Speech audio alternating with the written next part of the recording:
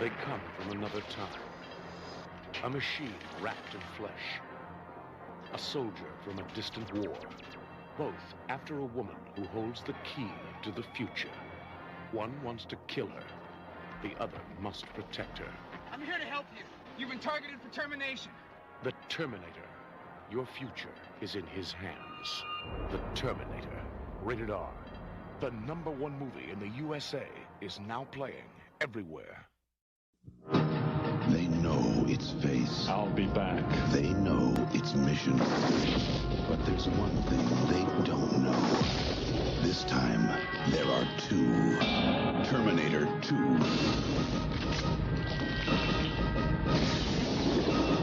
Hasta la vista, baby. Arnold Schwarzenegger. Terminator 2. Judgment Day. Rated R. Starts Wednesday, July 3rd at a theater near you. If this is how the world ends, only he can stop it. I am a machine.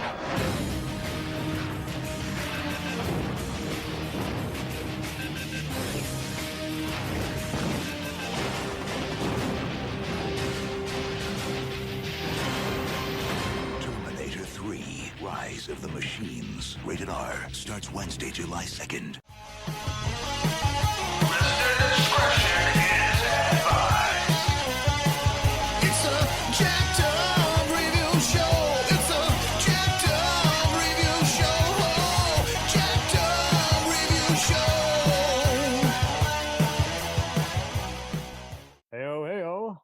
Dum dum da dum.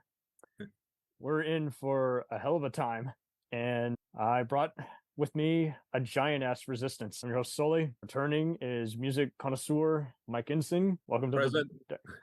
Present. Current Hans, not Gruber, Hansen from Comic Book Club. What's going on? Oh, we're bringing it around town here. William Bregnard from the one, the only Future Warfare blog. How are you? I'm doing all right. Glad that my boss said, you don't have to work late tonight. I'm like, oh, yeah. Oh, yeah. It's not working you to death. Shahi and Ryan from Arnold Fans Radio. Okay. Welcome. Thank you. This is so fantastic. Yeah, we all got to practice our Arnold voices. Yeah. The radio news. Yes, I'm very happy to be here. In the world. You must try, what is the thing from Conan? What is best in life? The To lamentations of crush the your women. enemies. See Yes. them driven before you and hear the lamentation, Lamentation of the women. One of the best Yes. Marvel comic movies ever. I've not played you before. Girly fun. I punch cowboys for a living. Got the one, the only Johnny Boy Reid from 30 something podcast. I said the last time I was on was with you for the John Hughes show, and Yep, another John, famous John. I know. Now we're talking about is it just something about the movie Johns? Yeah, we got the John Connor adventures here that we're talking about. Oreo is joining us on the show. Welcome, sir. Welcome. Hi, I'm a cookie. I have a daughter that crumbles. Oh, okay. Put that cookie down. Put that cookie down. Now. Somebody's got the voice on it, man. Come on. Come on. welcome.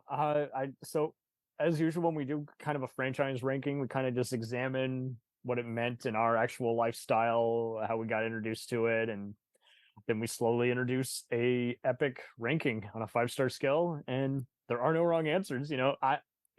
This is a franchise you can't expect to have a consistent take on because it's been out forever, but it's going to be interesting in terms of what have we loosened up on it over the years? What have we changed? It's going to be even more just fun just because either way, it's kind of like the various Matrix or Die Hard type franchises where either way, regardless of which one you like, it pretty much cemented in your mind. It's awesome. But why is it awesome is a whole different story. Is it like The Godfather where you could technically watch it on a mindlessly violent level, or are you actually watching it philosophically, closer examination? Only time will tell. Tomorrow, from the network known for groundbreaking thrillers, comes brings the most anticipated new series of the year. One future. It's the robots determined to annihilate the human race. One hope. I can't lead an army. You don't know that. One tough mother. Grab the guns. I'll make pancakes. Terminator, the Sarah Connor Chronicles. Viewer discretion advised. The 2-night premiere event begins tomorrow at 8/7 Central on Fox. We let the newcomers go first. Shahi, when did you just decide to join the resistance? Very good question. So, what really got me into loving or being a huge Arnold fan or being really enjoying the Terminator franchise is actually Terminator 2. So back in 1991, my dad took me to the theater. We saw it in the theater, and I was just so amazed at just seeing, I was like, wow, this guy is awesome. Like, I never saw any other Terminator films. Maybe a glimpse of it in the 80s. Like, it's not uncommon. I will see a lot of people who the first one, it was being lower budget, even though it was owned by the same company, it just wasn't widely available on every VHS. Yeah. So that kind of kicked off the Arnold stardom, like Terminator 2. I remember, coming home from or going to school the next day, talking to my classmates, anybody that has a relation. I remember meeting another person, and he was like, "Oh, I really love the movie Total Recall." So we were talking about Total Recall, and then next thing you know, I was like, "All right, I'm gonna start checking out all the Arnold films." So like, would it be Commando or Conan the Barbarian or anything around that time that came out? Twins. And that's kind of like what started. And honestly, like, if I were to rank all the Arnold movies, I would say Terminator 2 is my number one film. That's like what started everything, because I remember also at the same time, the Kenner line, they came out with the toys as well. So me and that just kind of that just kind of like started everything. And actually, I'm very fortunate to be part of the Arnold fans with Ryan. And I think probably it was like 7 or 8 years ago, I actually got to meet my idol, Arnold Schwarzenegger, at Columbus, Ohio, after school All-Stars charity event, but also it's the Arnold Classic. So that's kind of what started with everything. And even to this day, it's so awesome that T2 is always brought into modern times. Like, I mean, me and Ryan, we both own they brought out the T2 3/4 scale arcade. They re-released T2 in like different media formats, 4K. They've actually special edition, like tons of special editions. So and and I just remember like even like when they did the last one, they edited Peter Kent. He's the stunt double of Arnold. They pulled a Godfather. They edit out all the movie mistakes because you can tell they've read them and they're not amused. They're like, we're gonna remove all that stuff people have complained about for years. Rewatches. Video games like I have an NES, Game Boy, and then just other Terminator, like Terminator Resistance for like PlayStation, and a lot of other games that come out. But I feel like I have a 4-year-old son, and he calls Arnold Arnold with a G at the end. Arnold. So he'll say like Borg. like Borg. Arnold Borg. So he'll say like I've been teaching him remember to say "Hasta la vista, baby," or "I'll be back." So like there's like all those little things. So, and my wife's a Stallone fan. So just imagine a Stallone fan and you already got a rivalry. Arnold fan. Exactly. So I'm making sure my son is going towards the right direction with being an Arnold fan. So sweet. So Ryan, as one of the founders of Arnold Fans Radio, why did you feel like you could commit to it? And was Terminator even your first Arnold's franchise you got into? Yes, it's Terminator. My story is similar to Shahi's, in that I was a fan of Arnold before T2. Like I couldn't watch, like all of his movies because it was like middle school when T2 came out for me. But I would catch, glimpses here and there. I would see Arnold on, with Hans and Franz on Saturday Night Live and would enjoy that. But then, T2 came out and I was just so excited. And I went to the theater, saw it like at least 5 or 6 times that summer of 91. And it just cemented my Arnold fandom, right there. And and then my brother and I would like talk, in the Arnold voice to each other, and quoting all the time, and so we would see all his new movies. And then it was in college. I went to college, and I kind of took it to the next level, where this was kind of the internet's early days. So I started my own Arnold fan webpage and created a whole persona around Arnold, because I'm known as the Gillenator. So Angel Fire. Angel Fire, yes. Oh wow! Yes. It's either that or GeoCities. Yes, Or yes. There was some of that, and then yeah. So bad. Actually, I forget what my first one was on, but yeah, that I eventually got my own domain and did that, and then I combined with Randy Jennings, who's the president of the ArnoldFans.com, and we kind of merged together and created. I got you too confused. yeah, but we so we became the most powerful Arnold fan site on the internet, and how's it feel being a recurring voice on the internet? What?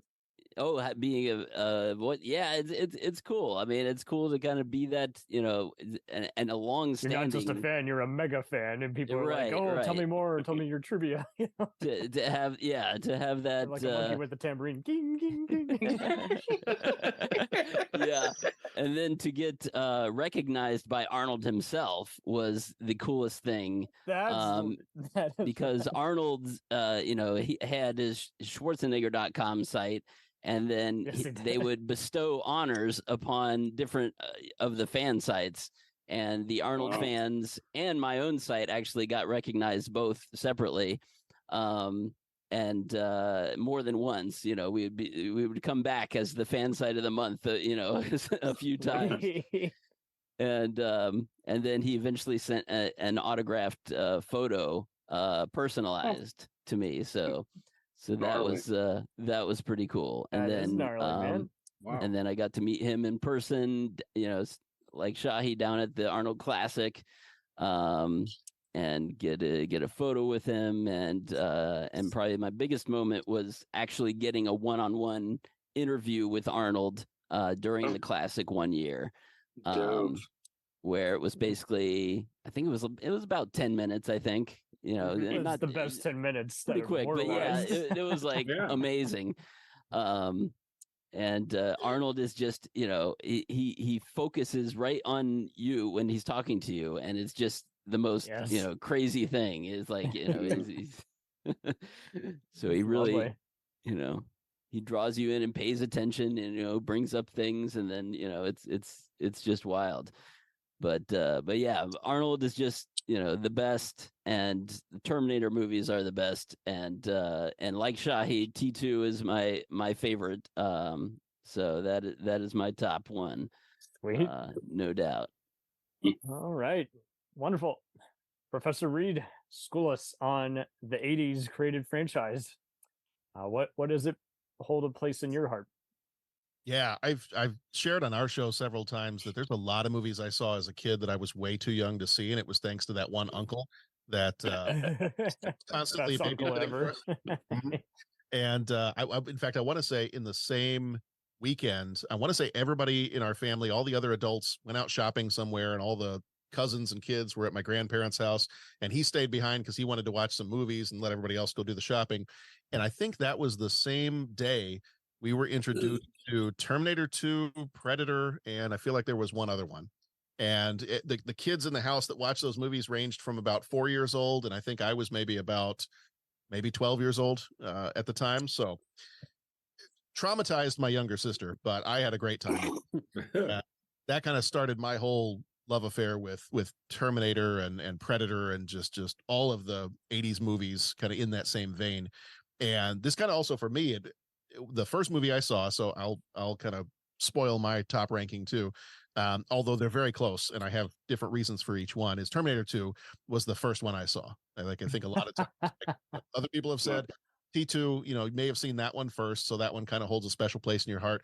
I love Terminator, the original, just for all the horror aspects of it, and And I get in the same debate with a couple of other buddies of mine over the Alien movies. They love Aliens because Yes. the action bit of it.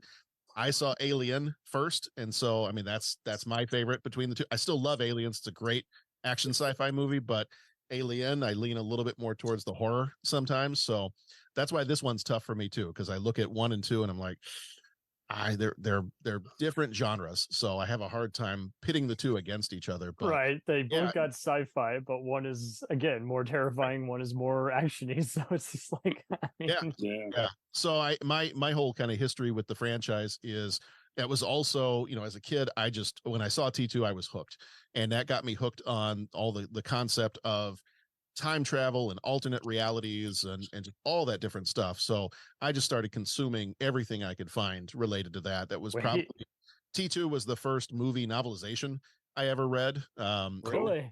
Never read a movie novelization before that. So read that. And then not long after that, we actually moved from the States over to England, and the local comic shop that I had near where I lived in England, the guy who owned the shop must have just loved everything Terminator. He was keeping Terminator comics, Terminator paraphernalia, everything just well stocked in that store. Nice. Yes. So I have my comic collection is about 10 feet away over here, and there are a bunch of comics in there. So I have a strong love for pretty much everything Terminator. Dynamite.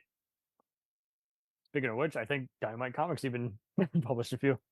All right, so William, our number one cyberpunk-aholic. Where does James Cameron's crafted cinema expo mean to you?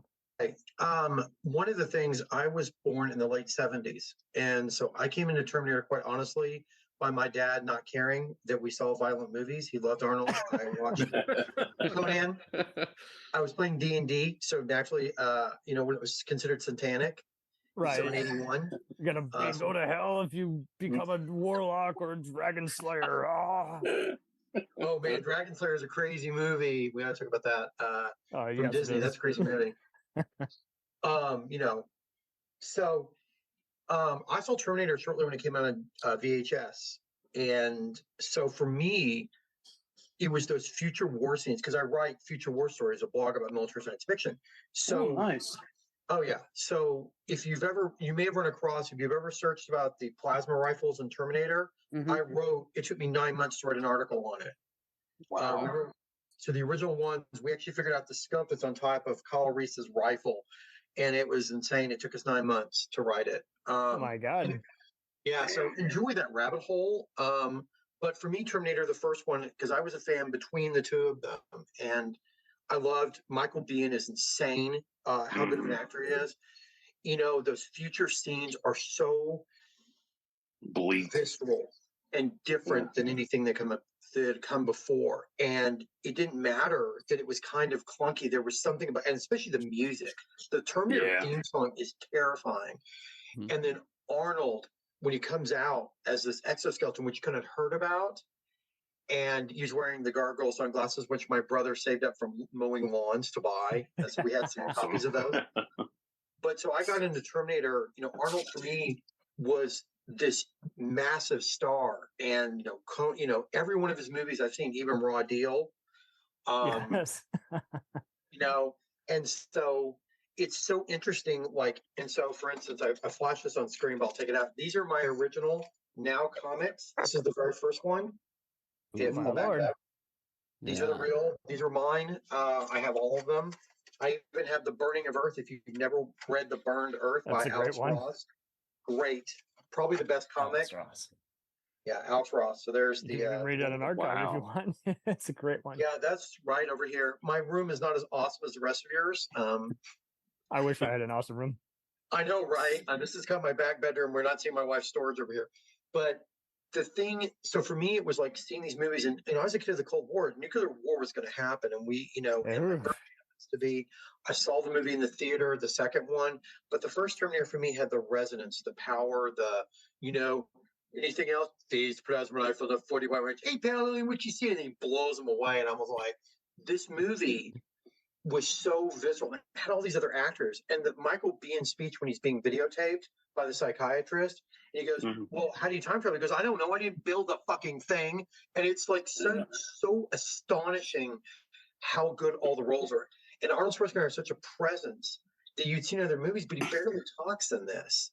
And he's like pulling out his eye. I mean, it was astonishing how different this movie was and how it was going to be written off. And then Cameron gets Aliens, which I had seen because I got corrupted early, which is cool. You see Predator, which is one of the most awesome movies ever made. According to some. And so then when Terminator 2 came out, I went to go see it in theaters. And then my 21st birthday was going to be very hot, apparently, because that was going to be my 21st birthday. That's 3 billion people died. I was like, son of a bitch, I'm never going to be able to drink. Leave me alone. Fighting. So the Terminator backstory and the future war has always been something I wanted to see. It's never, never got to see it. I even wrote a book and to show what would Terminator 3 be like if we had seen the Genesis. So I ended up writing a book, never saw the light of day. I will never get it out. But that let's crowdfund this book. Let's get it. I'd read that. It's called Alpha and Omega, and that's it. It took me several years to write, but having these comics and seeing that future war, I never got to see. But then Terminator 2 comes out, and then just that moment, the future war, it's that foot slams down that skull, and you're like, oh, it's on. And then the plasma going around, and that I'm in the theater, I was like, oh my God. So I was still a virgin then. I don't think I was after. That may have taken it, but that's fine. But have you read James metaphorical Cameron's Tech Noir book? Yes. Yeah. I love that book. It's so good. You know who you're talking to, Oreo? So one other thing about Arnold, Arnold's been deeply connected because I'm a kid of the 80s. I mean, I lifted weights. I tried to work out. Yes, I tried to get bumped. And here's the thing. I have a special needs daughter, and he does a lot with Special Olympics, and he has clapped back at people that have done. He's a true humanitarian. I know he's done some things in his life maybe he's not proud of, but he currently, especially, is just a great human being, like Keanu Reeves, and has done a lot for people with special needs. And I cannot thank him enough for fighting for people those that have no voice, because that's my adult daughter. I mean, honestly. So there you go. Man, that's a lot, but there you go. Oh, that's how revolutionary it is in your life. That's freaking incredible. So, Mike, you've been a big comedy and music consumer. But where did Terminator come into your life in terms of sci-fi and horror movies? Driving. It was T2 was a summer movie, if I'm not mistaken. Yeah. Yes. And I was DJing at the time, community radio. I did it for fun. But I went and saw it, and very, again, that made me an Arnold fan. I didn't take him serious up until that movie. I hadn't seen T1 until later, caught up to it. But I remember it was 91. Remember you'd pay an arm and a leg for an answering machine at your house? I had one. Yes. And for about a week, I'd have on there, hello, I'm not here right now. I'm at Terminator 2. Please leave a message, So I was glad. But then I played that on the air for a joke. And that was your equivalent of Beastmaster's on. So it was only, I think I got too many complaints. I got rid of it. But anyway, what's going on? I hadn't seen any of the other movies or series until you suggested. Invited you on. Again, I binged it over the last 2-3 weeks. Sorry? Question mark. But the T2 has such a sense of closure. It's like a 2-part great novel, and where do you go after that? It's kind of like, in a way, since I've seen everything else, I don't feel that way anymore. But it's kind of like Endgame, where are we going to go now? But watching the rest of them, they're good enough to keep going. And I don't know if they're planning to make more, but nope, that was the final one, and they've. Dark Fate? To add to your point, they did finally release a DVD and Blu-ray pack of all 6 movies, which was so unheard of. I was like, there's never going to be a multi-pack of that. It's owned by Lionsgate, MGM, and Sony and Warner Brothers, and Paramount. I'm like, whoop, correct me if I'm wrong. I just saw it the other day there at Walmart. I work part-time in a library, so it was a big help. We have a Hoopla app, which I was able. You're the one who stream gets all on those that. PBS programs Yeah. when no one picks them up and they gotta throw them out, so to speak. You're like, I'll throw them into my car.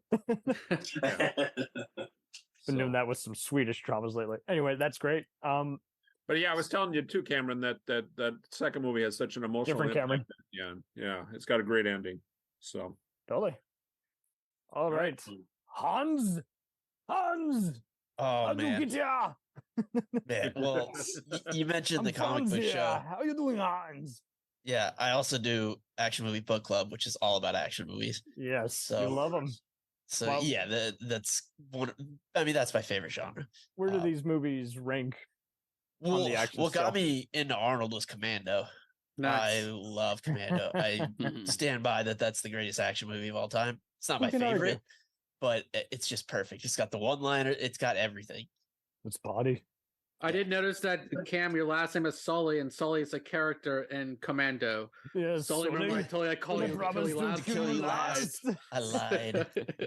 He lied. He likes Okay. I would love to be killed by Arnold. That would it's either that or Okay. Dolph Lundgren. Please kill me on screen. That would be Kill me, freaking I'm awesome. here. You don't have to credit me as stunts. I just want you to punch my face in and you add CGI gore after the fact. Just something awesome. Just something. So no, wonderful. Oreo, what is it about cyborgs going back in time to assassinate people that's very cinematic? Oh man, it's what makes it so fascinating is that you get to see what happens in the future, and then you go back to the past and you're retracing the steps of how it all came to be. And with my introduction to Terminator was the first film, and then I watched T2.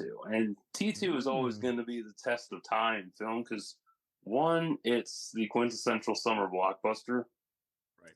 It set records for a lot of things. It also set the precedent and milestone touchstone for future blockbusters to try to hit that accolade for. Yes. And it's one of James Cameron's best films because when you look at Cameron's career, he didn't get sucked into doing other franchises. He stuck with what he knew best. And I love that when I was reading Tech Noir and how his career is so small and yet it's so big because he brought together so many different actors for different films. He spent decades bringing other masterpieces to life. And Terminator, like, he's not afraid to go outside of the box. That's what really sets him apart from everybody else. Everybody else stays in a box. He goes outside the box. I love that. In Terminator itself, you really get a whole new perspective of how, technology is great and everything, but it can also turn against you in the blink of an eye.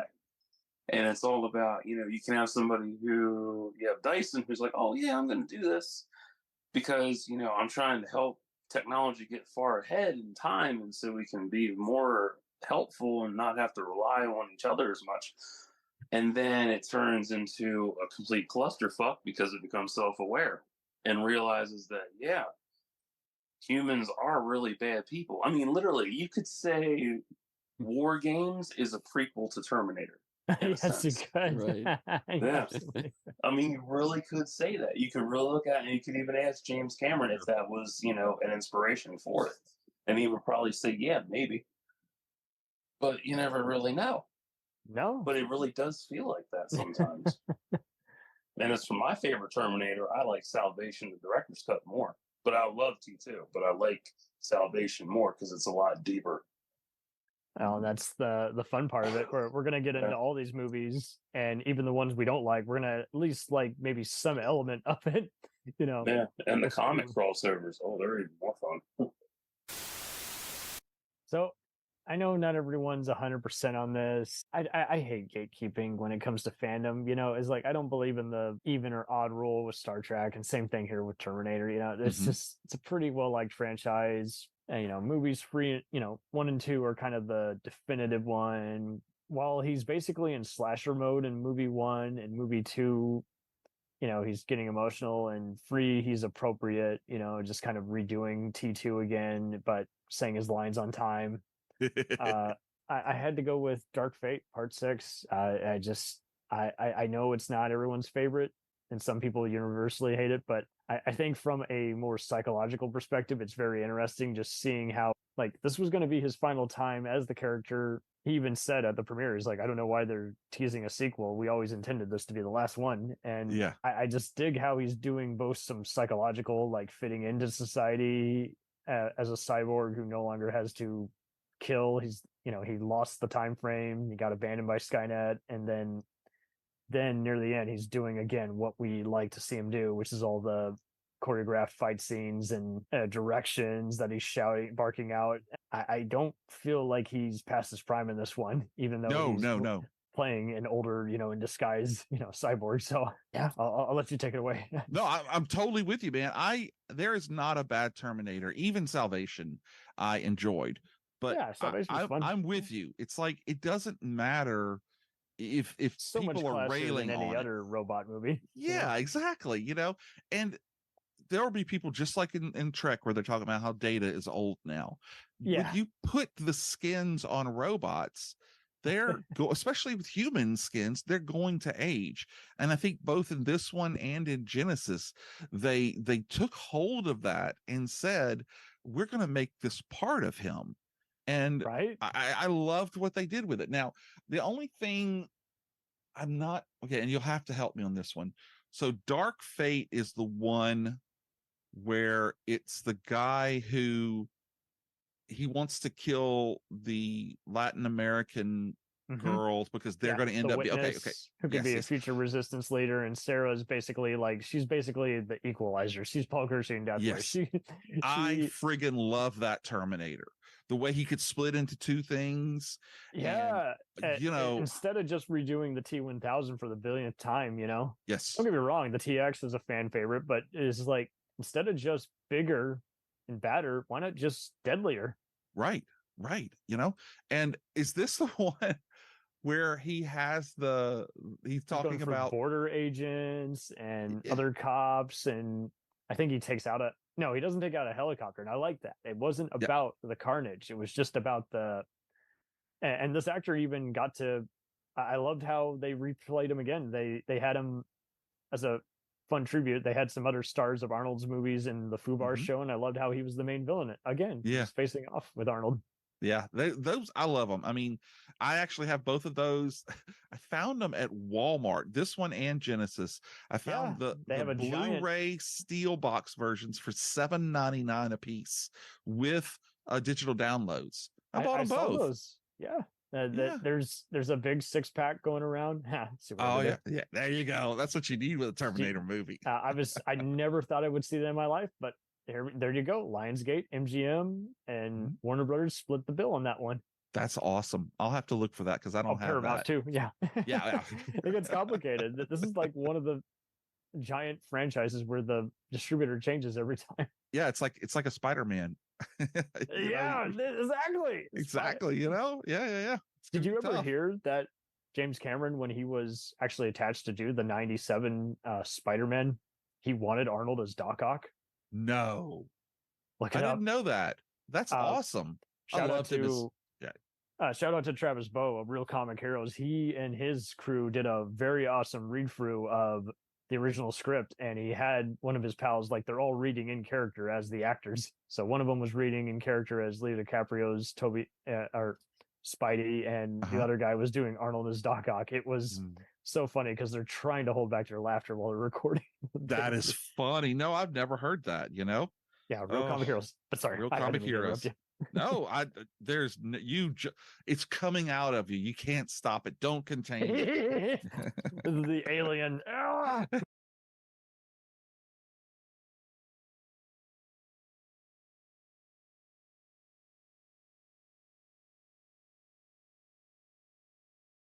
So I know that there are people just screaming what at the. I mean, there's only 15 people who listen to the show, maybe 16 now, but that listen to the show. But it's like, how could you choose Genesis? It is people just rail on that movie all the time, and I'm going to tell you why I love it. No, it's fine. It's because it takes the whole alternate timeline, time travel, setting it on its ear, and it does it in a way where it's just like, you know what, deal with it. Right away when we see Sarah Connor come up and it's not Linda, you're like, what is going on here? So to me, that's the first thing where you're like, okay, this is not your daddy's Terminator. Sit down and enjoy this. And that's what I did. I love the fact that he's Pops in this movie, that they go back and save her when she's a child, basically, and grows up with him. Baby. And you've got the time travel where they jump from. I think the main thing I dug was the pilot in the original tank ends up being like part of his persona is integrated into the computer system. Is like, oh, of course, all these guys are backstabbing. yes. I love the way that they turned around and showed the Terminators one after another. They brought back the people that we had seen before, and then they turned them on their ear a little bit. I loved the boxing gloves basically that he makes to fight with the other Terminator, who shall not be named at this point in case you haven't seen it. Yeah. It's a fun movie, and like we were talking about with Dark Fate, he embraces that he's older. I wasn't crazy about it, but I will rewatch it 10 more times. Just to be sure, right? Arnold fan. Well, not even to be sure, just to analyze it. Like, it is well shot. It really is. And I love the way that they take these threads from the first at least 2 movies, if not 3 movies, and say, hey, here's what you're expecting to happen. Whoop, that's not what we do in here.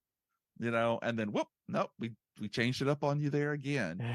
And then we jump and lose 20 years or lose 10 years. And you're like, okay, he is still there. He's still a fixture. I thought Jay Courtney, when he started out, was going to end up kind of becoming a Michael Biehn type actor when I saw him in Divergent. Uh-huh. I don't think he goes for the Kyle Reese thing, but I can see why they casted him. He kind of had just kind of like Vernon Wells. He just had that rusty kind of look where it's just like, her. Yeah. He is one of those guys that I look at and I'm like, who is that? And then you see him in Suicide Squad and Boomerang. And McClane, Good Day to Die Hard. Yes, as Junior. It's like he's trying to get that off the ground, and it's like I don't understand why they're not really digging him as much as they should. I guess he's actually good in Unbroken. I think he's another one. He just varies on the role. He was known for Spartacus. I actually didn't mind him in Die Hard 5, but I know others took issue with that movie. And see, this is the fun of these movies. Is just like, most of the time they really are critic proof. Like, everyone was going to see him opening day. People can complain about him endlessly. It's like, yeah, but did it really do you all that much damage if you've analyzed it? If you've seen it every time it's off, it's on. It might be this right kind of junk food. Right. It's just I don't. You can't recapture lightning in a bottle always, and no, you can't.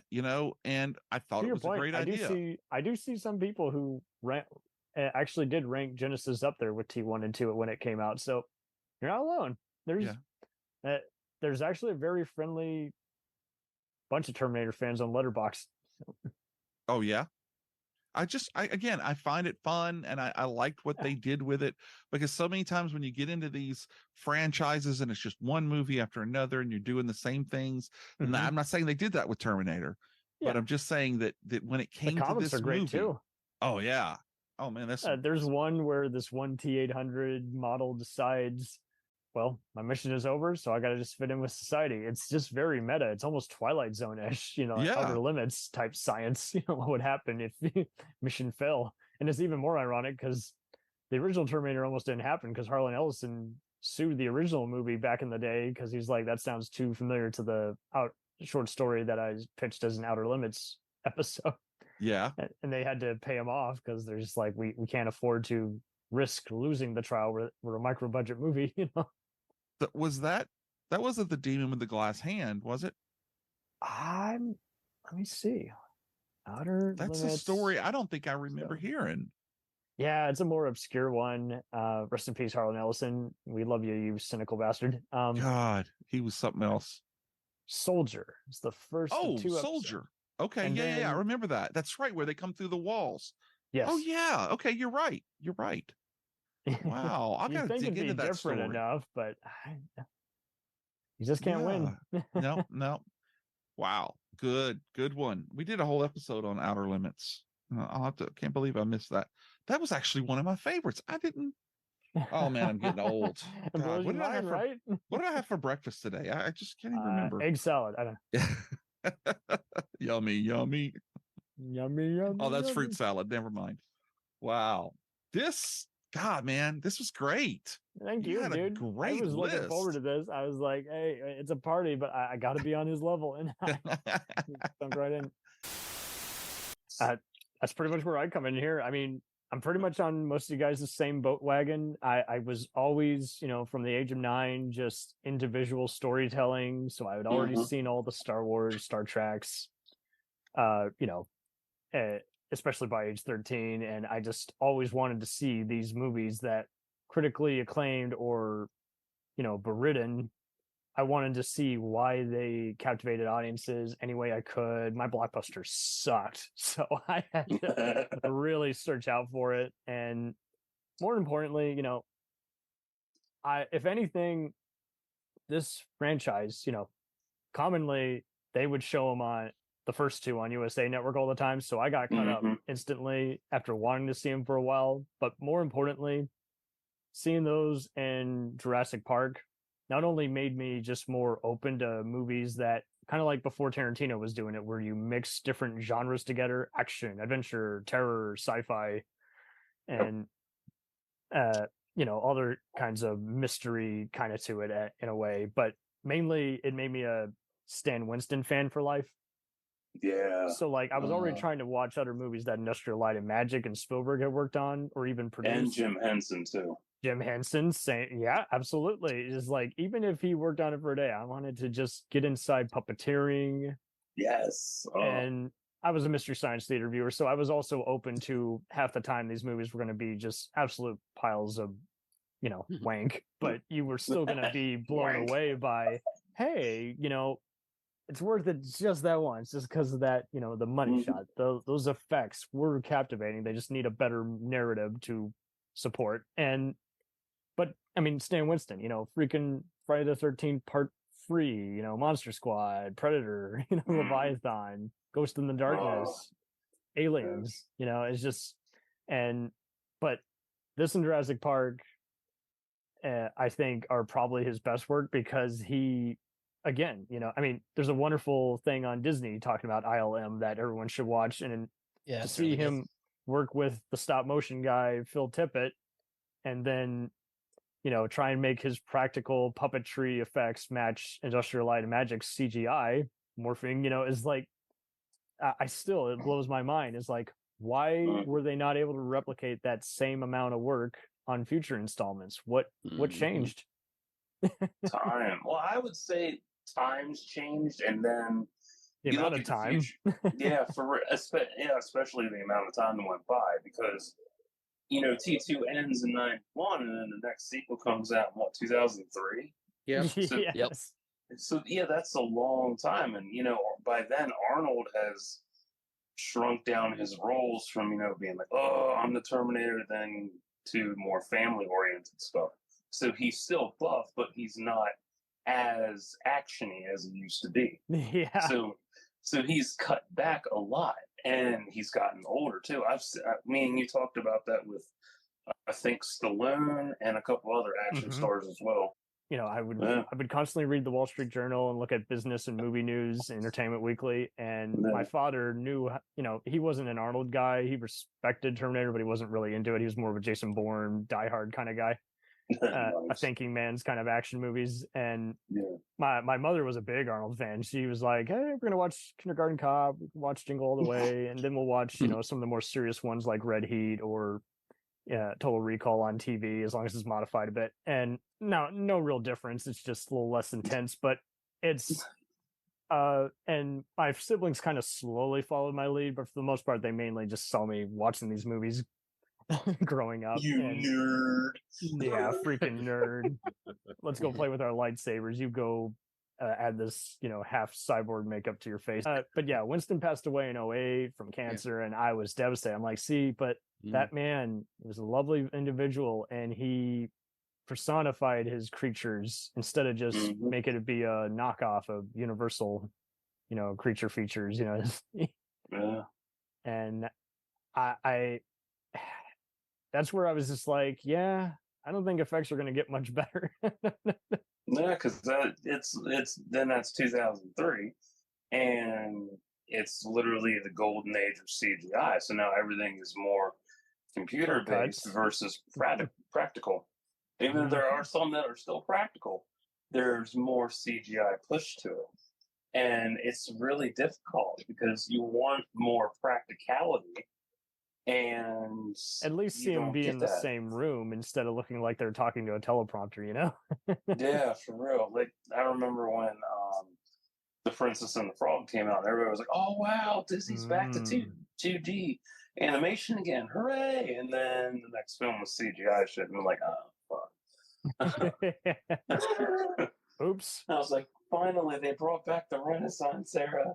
And then they go back to the fucking computer. Like, God damn it. Absolutely. I'm with you all. Yeah, we've seen all the stories, how Cyberdyne was even in an original draft of the Alien script, but omitted for copyright, reasons. And the comics are just so illustrative, no pun intended. And Brad Fiddel's score is definitely very creepy at night. And like you guys say, it's such a big franchise. There's always kind of something we do that's individually linked to it once in a while. And you want to talk GeoCities? I did read the RoboCop versus the Terminator comic. I love that fucking thing. That one of those might be on my list. That is one of the darkest arcs I've ever read in a crossover. It would be good as a film, but they would totally fuck it up. Oh, totally. It was a perfect example of, I just read it and was like, see, I want this to be a movie, but I'm just glad it had its moment in the sun. Comics based on movies or video games, even for that matter, don't have to be bad. But it would just open up my mind. It was a video game. It was a video game, but it just blew my mind how when we saw all these other tie-in licenses, it was just like when you would buy a soundtrack to a movie and you're like, skip, tracks 5 through 10. And also you had the Terminator and RoboCop introduced in Mortal Kombat 11 as well. And that's my dude. Yes. Yeah. That was cool shit. And then now they're actually coming out with the new RoboCop video game that's like a first-person shooter. It's actually the same direct company that did Terminator. Peter Weller's voicing it. Yeah. Yep, Peter Weller. And also it's the same company that did the Terminator Resistance game too. So it's like that feel of it. So it's going to be, they keep on pushing it back. So it's like, I think it's a November release, but I mean, you're right about the RoboCop versus Terminator. Like the SNES game and Genesis game was awesome. Actually, matter of fact, even the soundtrack was awesome. And I actually have a NECA figure. It's like RoboCop versus Terminator as well on my wall. So same. I have those McFarlane toys, man. You gotta get them. And how you can even customize the Arnold face. You can put the one with the glasses on versus the ones with the half cyborg. Yeah. In watching these, binging these, cats going nuts here. Yeah. It reminded me of three things. Get meow. Yeah. They'll be okay. Very primal thing going on in these Terminator films. It's when you were a little kid, I had monster dreams that they'd chase you. Mm-hmm. Oh, lovely. But inevitably I would befriend them and we'd be cool. And that goes on all the time. There's they got the good robot, the good Terminators and the bad ones. Mm-hmm. Yes. It's very primal and basic like that. And also The Fugitive, the TV show. Yes. in the movie. You got the cop chasing him, and I think he's innocent, but I must still bring him in because I'm a I don't care. There's a lot of that going on. I don't care. Yeah, Can you imagine Tommy Lee Jones and either version of it? TV show did that too. Linda, I don't care.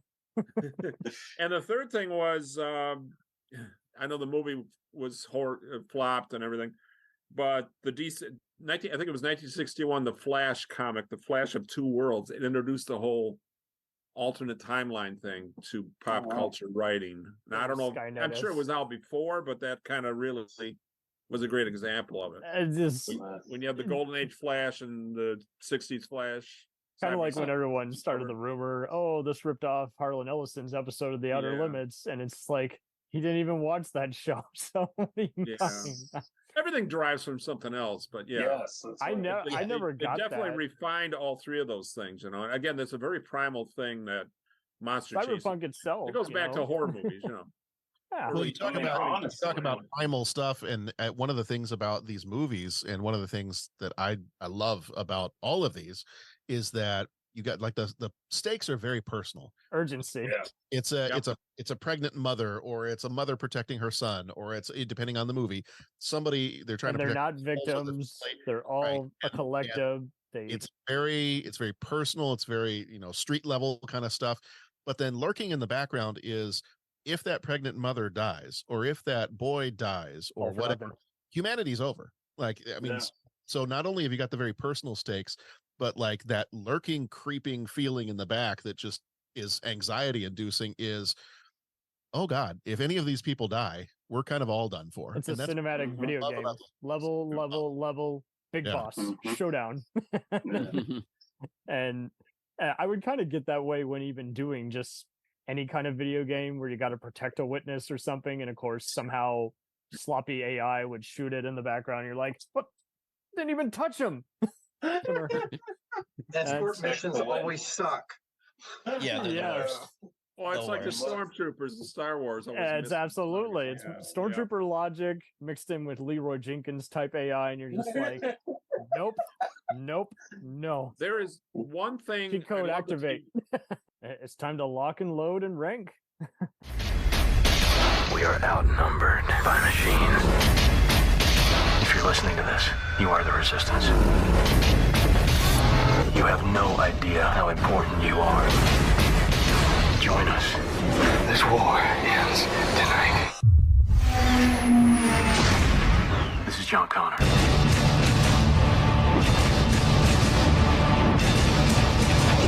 Terminator Salvation, rated PG-13, in theaters May 21st.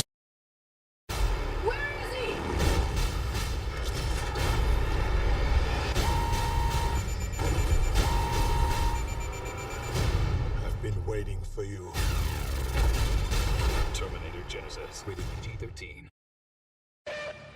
Evening. Please lock your weapon. Expect a big ping, brother. The whole body's a weapon. Sorry.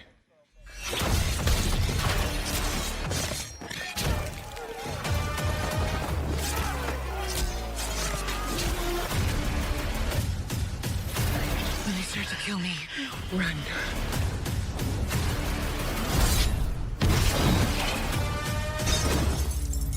What the fuck is that? I don't know. My name is Sarah Connor. I hunt Terminators. He's the most lethal Terminator ever created.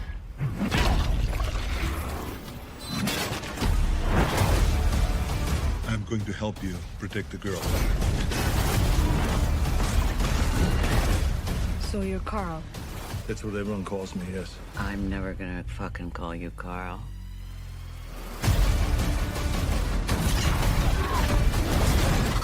If we don't win this one, it's all over.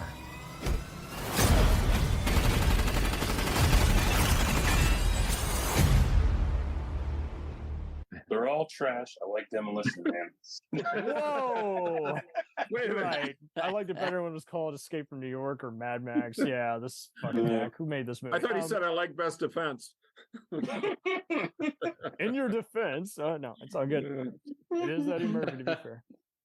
I'll take mediocre Eddie Murphy over no Eddie Murphy at all, I guess. Eddie Murphy as the Terminator. Better than the OJ casting. OJ, right? Yeah, It's Arnold- so complex. The whole making of this animal, Yeah. this beast, this robot creature. His So very last line in the last movie was just wow. It was it was a great finish for him. Emotional. Great final line. Yeah, very, very emotional. It wasn't a stinker, but it was a sinker. Okay, too soon. I know. Oh, you didn't like 6? No, I did. I'm just saying all robot lives matter. Unless they try to kill you. I always thought it was. And the biggest thing with Terminator is that you have to thank Isaac Asimov for this too. Absolutely. Cyborg branch out. Yeah. Sorry, William, you were saying something. Yeah. One of the things that's really interesting about Terminator, if you look at the universe, because with the Terminator, that series was developed as an infiltrator to go in to the underground human communities and to seek them out and destroy them or gain intelligence. Arnold, like if you look at his friend, the actor that played the Terminator that went in and destroyed the encampment that Kyle Reese was in. Franco Columbo. Yes. I tried to interview him for the gun he carried because we were trying to nail down what it was, and then he died shortly after. No correlation, just saying. But when he was with Perry, when Reese was under Perry, and that thing gets wiped out, which in the novelization is much cooler. You're talking about the novelizations because that scene in Terminator 2 that was cut was in the novelization, which is super cool. Oh wow! Yeah, there's a scene where they were going to discover Arnold and bring him in, and then they later did that in another movie. But some of the storyboards it's there. The novelizations are worth reading if you're interested in the feature story. I'd love to. Awesome. Infiltrator was actually the name of the fan film of Terminator we did back in. It was filmed here because in Dallas, right? It was filmed here in Dallas. I was part of it. You were. Yes. Well, Small world. Oh, that's awesome. I just linked it to you guys in the comments if you don't. Yeah, I saw that. Yeah, I talked about that on Future War Stories. But glad we could entertain. But it's so interesting that Arnold was supposed to be an infiltrator unit. He walks into, these people living off rats, and you're like, hey, bro, you get a lot of protein somewhere. Who you eating? And that's the weird thing. But Columbo walks in, and he's pretty short for, he's pretty short for a stormtrooper and a Terminator. But I think that looks more believable. And that's what they thought about Michael Biehn. They thought about Lance Henderson. But then Arnold has such a presence, right? Yeah. What I always said is interesting is an infiltration unit in the future war where they're trying to basically eat garbage. What did Cameron say? We eat garbage for dinner, garbage for breakfast in the Sarah Connor Chronicle. Yeah, well, Arnold had an interview when he was sitting down with Cameron and talking about Reese.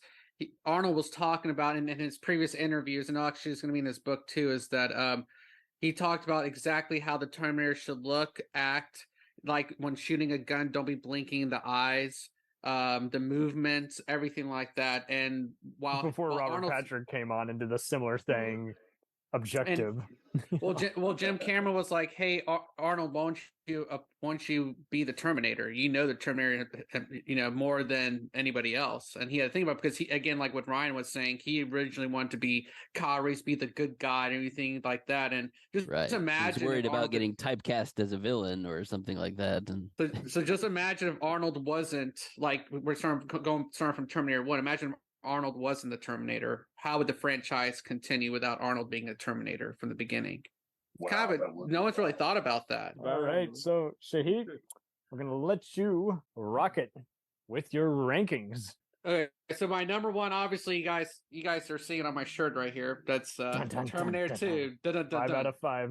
Yeah, so Terminator 2 is my number one film. Again, just based upon like what y'all touched base about. It was like kind of like the beginning of the Arnold fandom, but also like the storyline, the graphics were ahead of its time, the explosions, the shootouts, the acting. My favorite part in Terminator 2 is the Cyberdyne showdown, like on the rooftop. And, obviously at the very end, I was that kid in the movie theater crying when, he had to lower himself into the steel. So, but yeah, that's just something that it stuck with me. And actually, you never get bored of the movie. Doesn't matter what it is. I mean, we're in 2023, so you imagine how many years it's been. So like, I just pop it in. Even if it's on TV, like I'll stop what I'm doing and watch it on TV. Like, it's just one of those things. So 5 stars for Terminator 2. Terminator 1 would be my second pick. That was the introduction to the Terminator film, but also it's two different films. Like, you guys nailed it. It's a horror film, but also you see an evil Terminator or a bad Terminator, and the storyline is great. I mean, Arnold's a badass in the first T2, but in the first Terminator you have a bad Terminator, and I think what's missed from the following sequels is they really wanted that badass, fuck you asshole, like things like that. And just like going there and like, I mean, the police shootout in T1, that was my favorite part of the film too. The beginning, I'll be back, and then just doing a shootout and everything. And then music, obviously, that horrific movie. It's like, and then my third choice. So we have, to compare, we have Terminator 3, we have Terminator Salvation, you have GENISYS and Dark Fate. I mean, those are a really tough sell because like, I'm an Arnold fan, so Arnold only had a small, he was a CGI generated in Salvation, but I love the storyline of Salvation. Like, especially everybody wanted the futuristic scenes and have a post-war versus like in the current times, and I think that's what the fans were doing. But the third film would not be that for me. It would actually, it's kind of a toss-up. I like the third one. That would probably be my third choice. Even though it's hard to say because T2 had its own visual effects, like the blue skew, everything throughout the whole film. And when T3 came in, it was good to see Arnold back on the screen, but it not being a Cameron film, it had a total different feel to the other two films.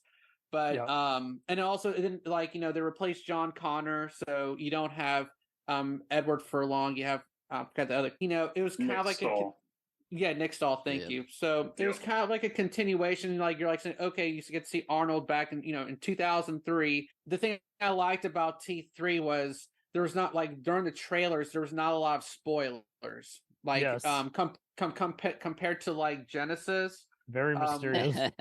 Like GENISYS, like, oh, like, John Connor's turned into you're gonna die. So T3 would be my third choice. My fourth choice will probably be Dark Fate. Fifth, Terminator, GENISYS, and the last one would be Salvation. Now, this excludes when they're going more CGI and all this other stuff, that action and using the puppeteering and all that stuff. And Stan Winston's creations, it's fantastic. And all give us your lowdown. Let's see. Do it now. Terminator. Yeah, I guess I'll do mine just chronological and say kind of what I think of each one. I guess I'll do a little different. So yeah, so the first one, Terminator, is classic, no doubt. It it started the whole thing and created this world that we just were enthralled by from the start. It just drew you in, like you wanted to know what was going on here, and with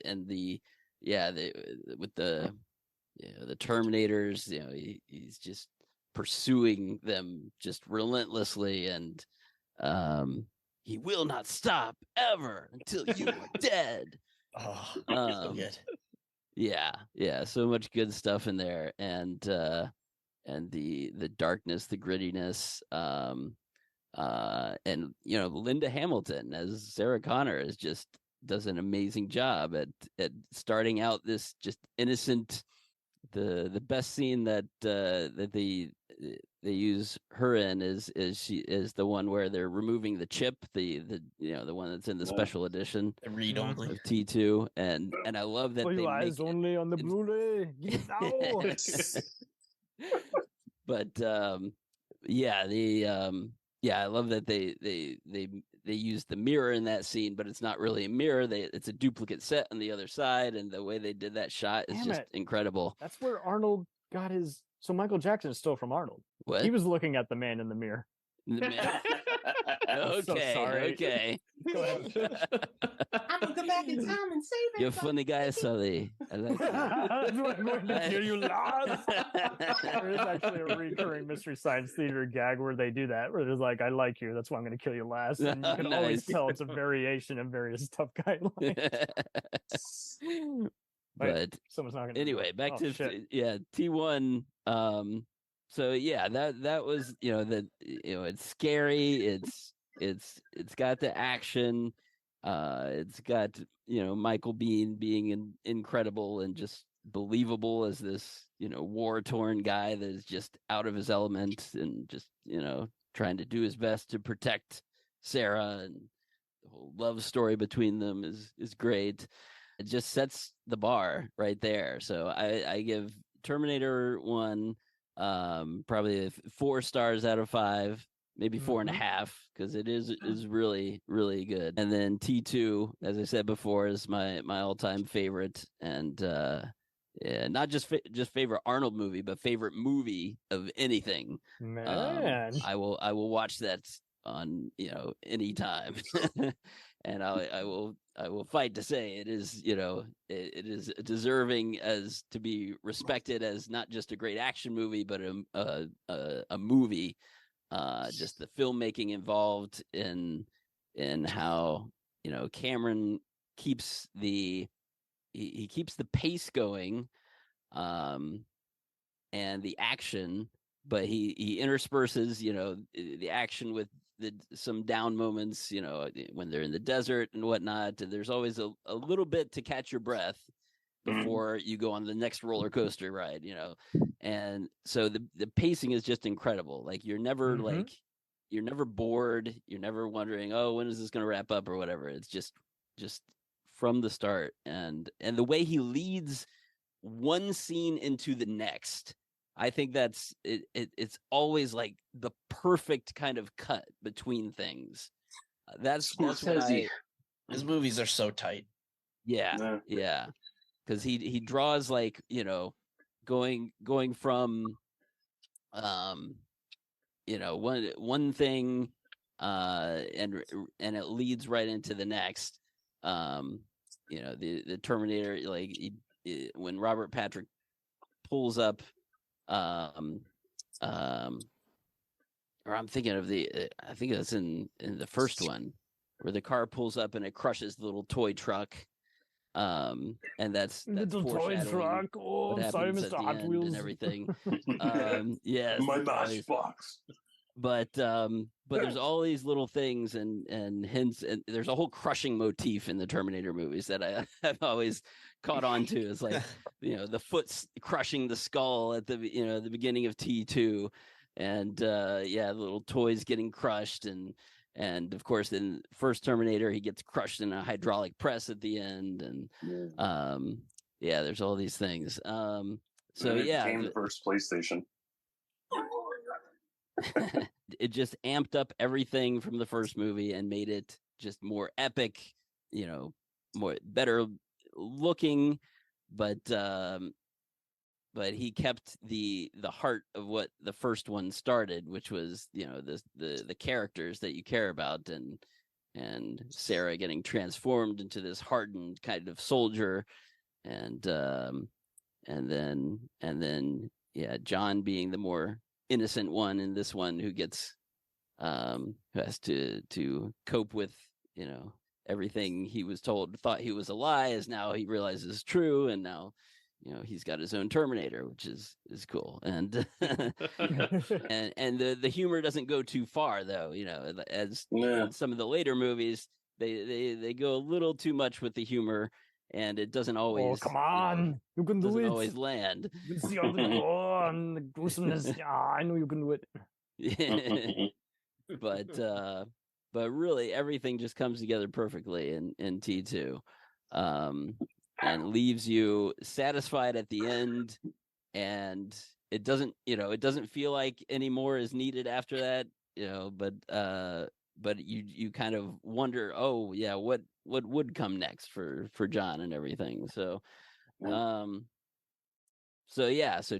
5 stars for sure. T3, I was super excited about T3 when it was coming out, because it had been a long time since T2, and all the rumors about what was it going to be like, were they getting everyone, and But and I got to go out to LA for the premiere of T3. Wow. Which was really incredible. At that time I wasn't joined with Randy with the Arnold fans yet, but he was like, kind of recruiting me for things. So he had me come out and I helped him out on the red carpet. Don't be ridiculous. Which was amazing because on the red carpet for that, they brought an actual functioning T1. Whoa. The tank style type machine that is moving around and walking down the carpet. That's creepy. Yeah, it was wild. It's over there. So T3, I loved it. Yeah, it was kind of a retread of T2 in some ways, and they were trying to take it to the next step. The whole TX Terminator thing. It's a little different spin. The fact that she was kind of liquid on top of a regular Terminator body and could do some unique things there. Kristana Loken, she was pretty good, I thought, in the role. Would you say it's underrated? I would say by most, yeah. It's like give it more love. People don't give it a lot of credit because it couldn't live up to the first two movies. It was just impossible. Yeah. That's true. So, but it did take some really interesting choices, especially the ending, which is one of the bleakest endings. I love that ending. It's so good. Yeah, that was wild shit. Where they decide no, the mission was not to prevent Judgment Day anymore. It was going to happen. They just needed to be protected and safe. Oh well, now what? So, I guess we're gonna funk at the bunker for a while. So they clear wasters away. Oh, I'd pay to see that movie. Now it just became late night Skinamax.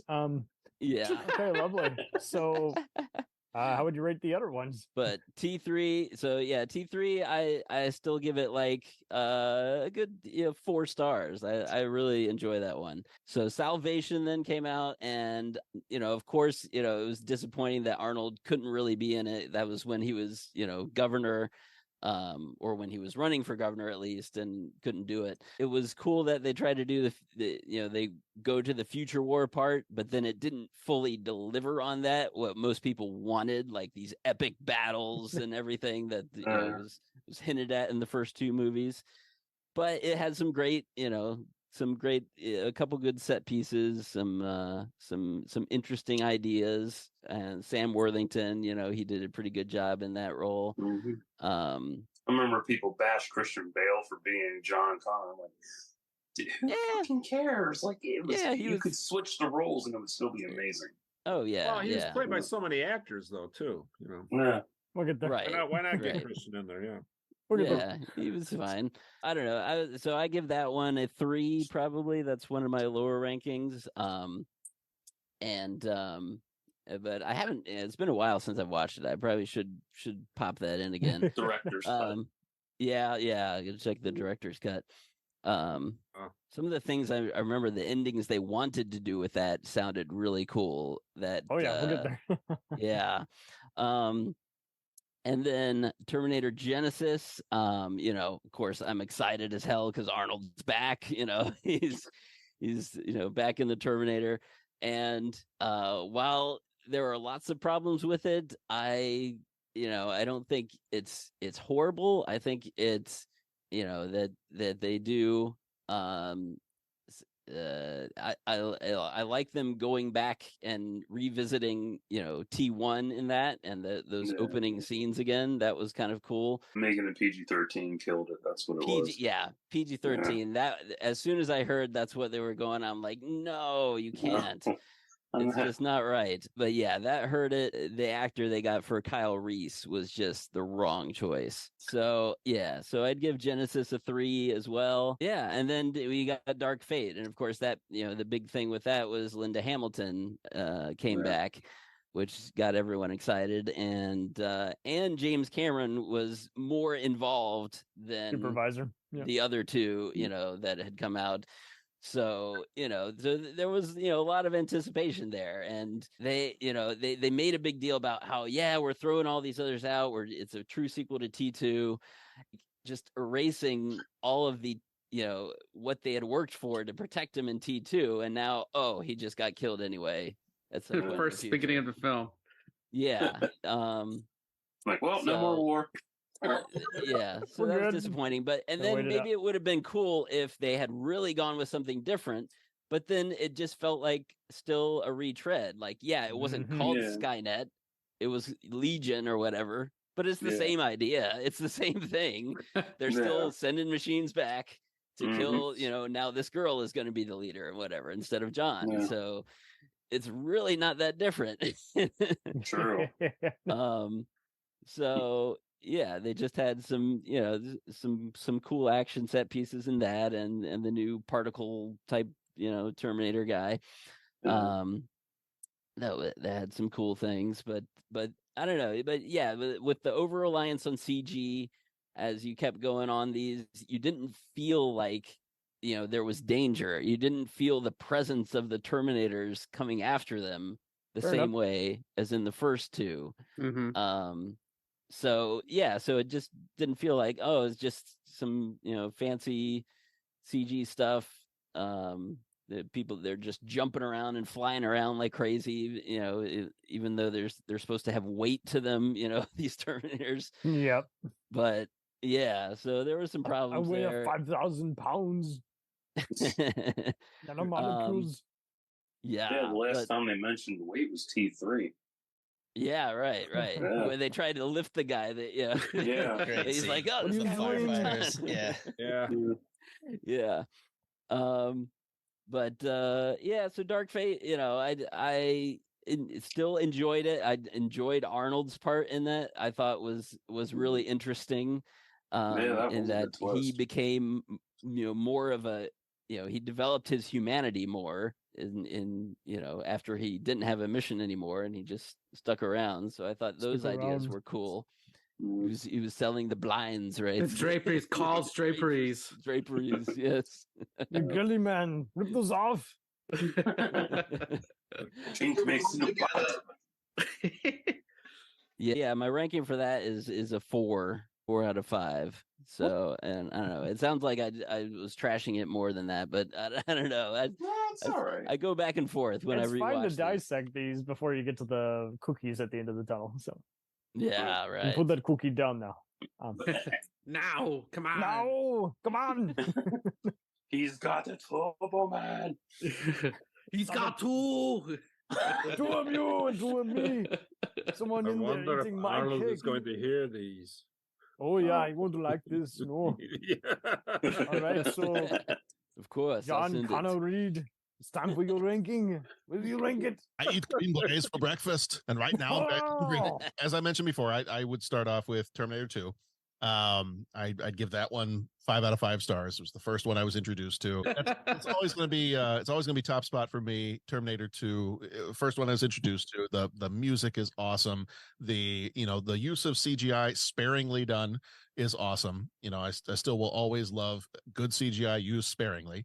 And Terminator is also 5 stars for me. I'm gonna cheat and have those be both tied for number 1 because I love that as the horror movie that it is. It was easier for me to watch Terminator 2 when I moved over to England. It was easier to watch Terminator 2 because over in England, I mean, here they're both rated R. Over in England, Terminator was rated 18 because you see a little bit more of Lyndall Hamilton than you do in Terminator 2. Who's complaining?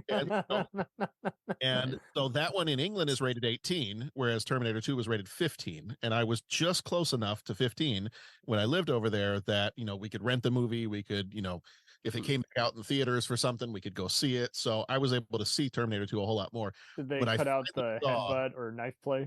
Right. When I finally saw Terminator, I was like, oh my God, this is awesome. Like There's boobs. This is that part. But I mean, it's Terminator dark and gritty, and it was such a great horror movie. And so that's those two.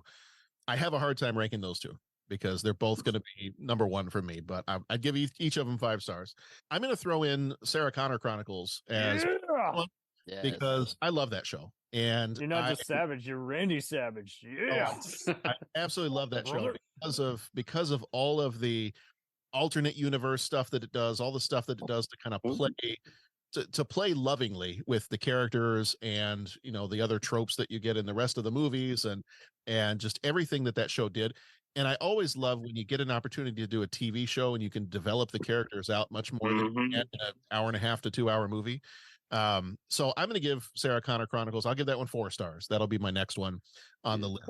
Absolutely love that, and was devastated when I found out the way they ended the second season and then found out it wasn't coming back for a third. It's like you can't do that. Absolutely can't do that. That's terrible. I'm going to break a little bit, and I really, really enjoyed Terminator Salvation. And why I put that one so high is because after watching Terminator and Terminator 2, I'm sitting there, especially as a kid, going, man, I want to see more of the future. Like I love these scenes in the future. I want to see more of the future. And then, I won't say yet where Terminator 3 goes, but when Terminator 3 came out, I was like, it feels more of the same to me. It's not, I want something new. If you're going to keep making Terminator movies, it's got to be something different. And we've already done present day. We've already done that stuff. Let's jump ahead to the future. I want to see what the future looks like when, show me the scenes in detail that we got to see, like in Terminator 2. Show me the resistance. Show me how that stuff gets built up. In the novelization, I mean, there's several times in the novelization you get that. And I was like, I would love to see this on screen. So that is probably the biggest reason why I will throw Salvation in as my next one, because I liked how it was faithful to the rest of the franchise, and it was doing something different.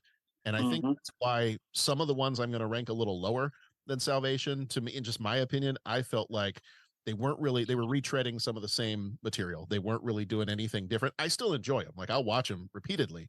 Yeah. They didn't feel different to me, and I wanted something different from that I didn't get. So, do you guys know about the much darker ending that Salvation was supposed to have had? No. For those who didn't know, that was back in the days of the internet, guys, when we're still using dial-up, the ending got spoiled by fans. And so since that had added to the production problems of the linked Christian Bale on set, they had to do damage control. There was already multiple rewrites, such a good including rant. Jonathan Nolan. Oh, it's a wonderful rant. I've played all the time. Good for you. Oh, good. What a treasure lights. I remember that now. So, long story short, and the remixes of it. Professional. So long story short, Connor dies and Marcus has to assume his identity, become, live a lie by cloning the skin of him, and they decided, hey, this is not now that's the cat's out of the bag, we gotta do something else.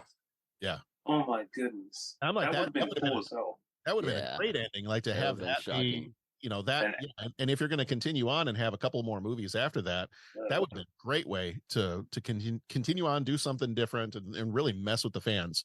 Actually, you get that ending in Across the Spider-Verse with Miguel O'Hara, a similar universe with his alternate self that died, and he took over that life, and that universe ended. But yeah, so Salvation movie-wise, Salvation would be third on my list.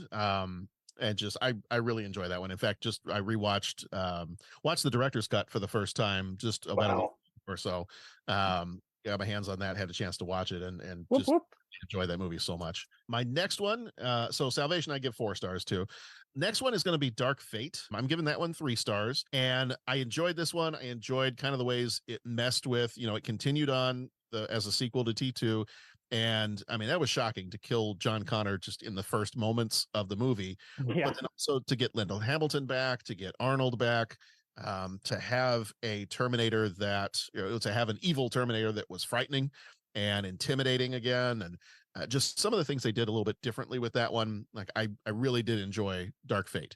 So that one's going to get 3 stars on my list. Next one, I mean, this is a little bit of a weird one because it doesn't even have Terminator in the title. I don't know if you guys know about this one or not.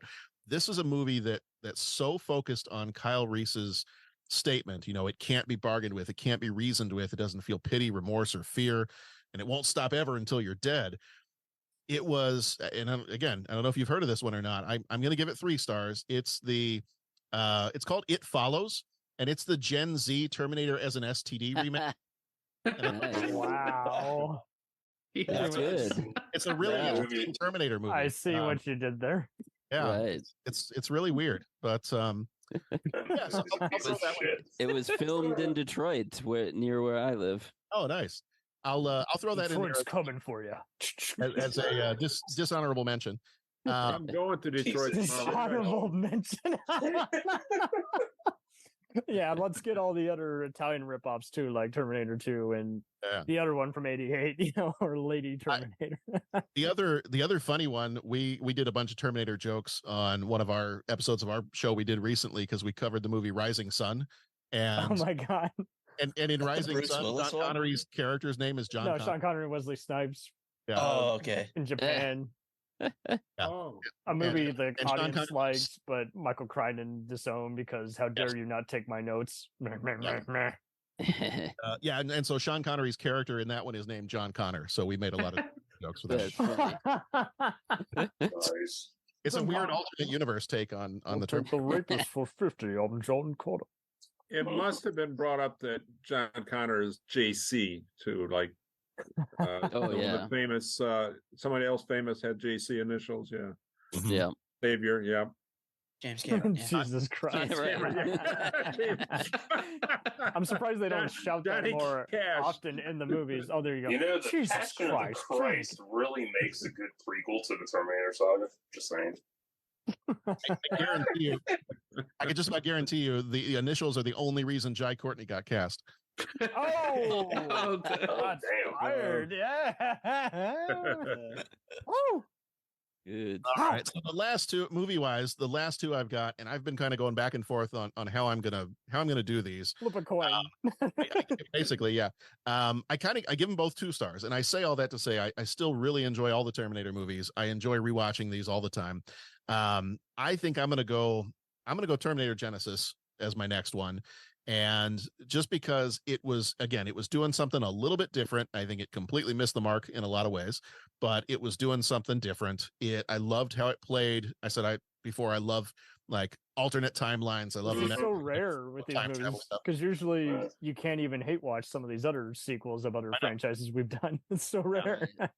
So I did love how it kind of messed with some of the scenes, how we redid some of the scenes from the original films, messed with those a little bit. I did enjoy those parts.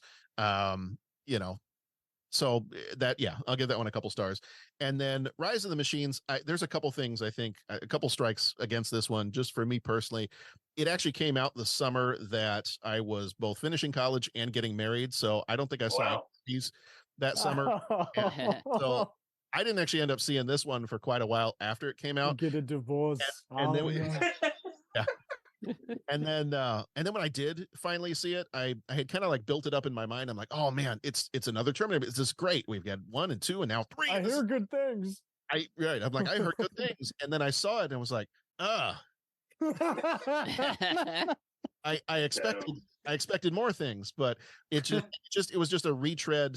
And again, if I want to sit down and just watch it for the sake of having something on and watching it and enjoying a Terminator movie, sure, I'll watch it, but it's definitely not anywhere near the top of actually bottom of the ranking for my Terminator movies. Still enjoy it, but I mean, there's some stuff. I do think the scene is really funny when they give Arnold the Southern accent. Oh, Sergeant Candy.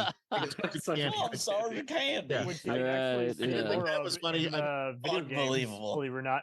Unbelievable. It took me out for a moment, and I was like, well, this is stupid and ridiculous. But did I laugh at it? Yes, I laughed at it. So, yeah, I mean, there was still some Rest fun. in peace, Sergeant Candy. Yeah, so Candy corn. that's the movies for me. In terms of like the comics and video games, I loved one of my favorite comics of all time was RoboCop versus Terminator. Yes. I was I have one of those as a on my kid. list. As a kid, I just devoured pretty much anything Dark Horse Comics put out. I was a huge Aliens fan, Terminator, RoboCop. Have you read the complete Fire and Stone and Life and Death? No.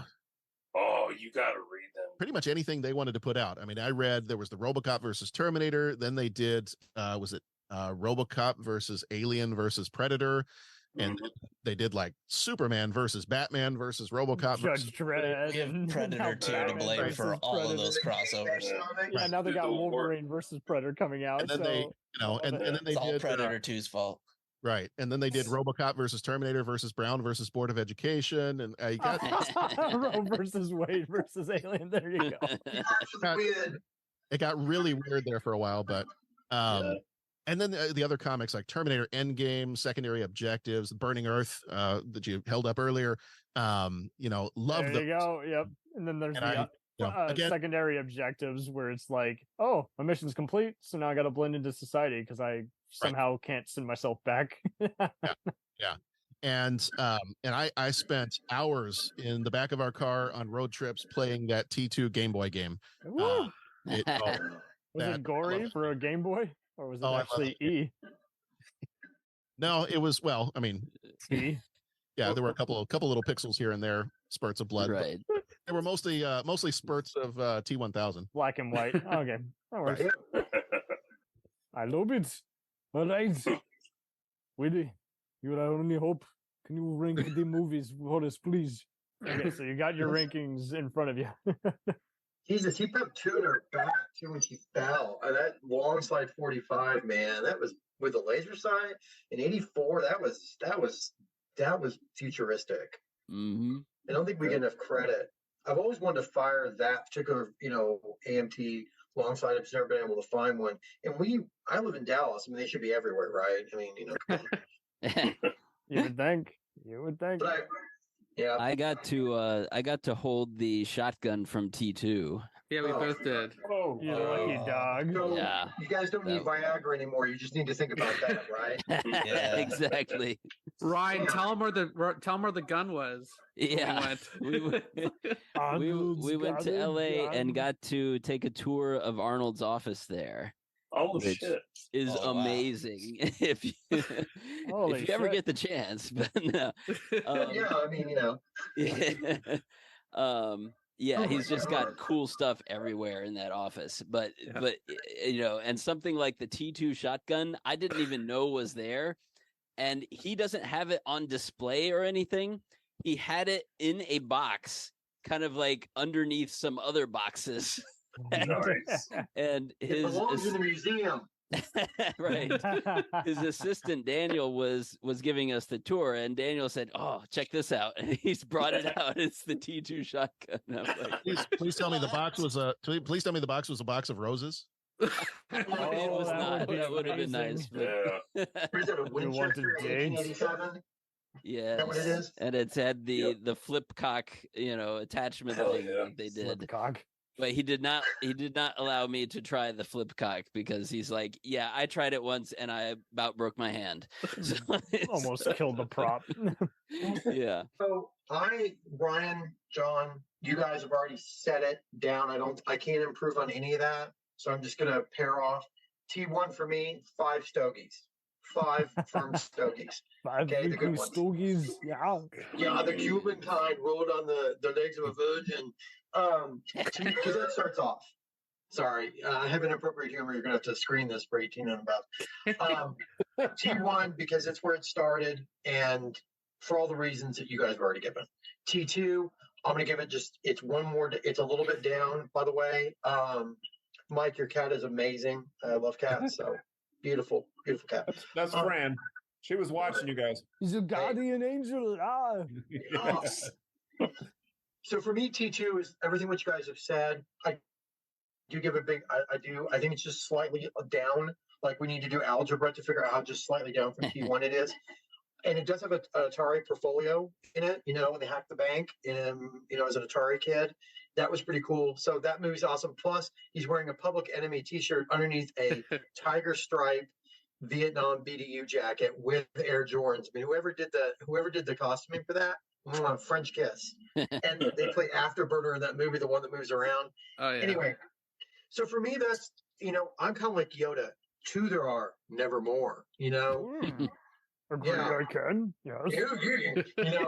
You guys can do a better Yoda than I can. So for me, that's kind of where the Have a shotgun up the 1000's ass I show.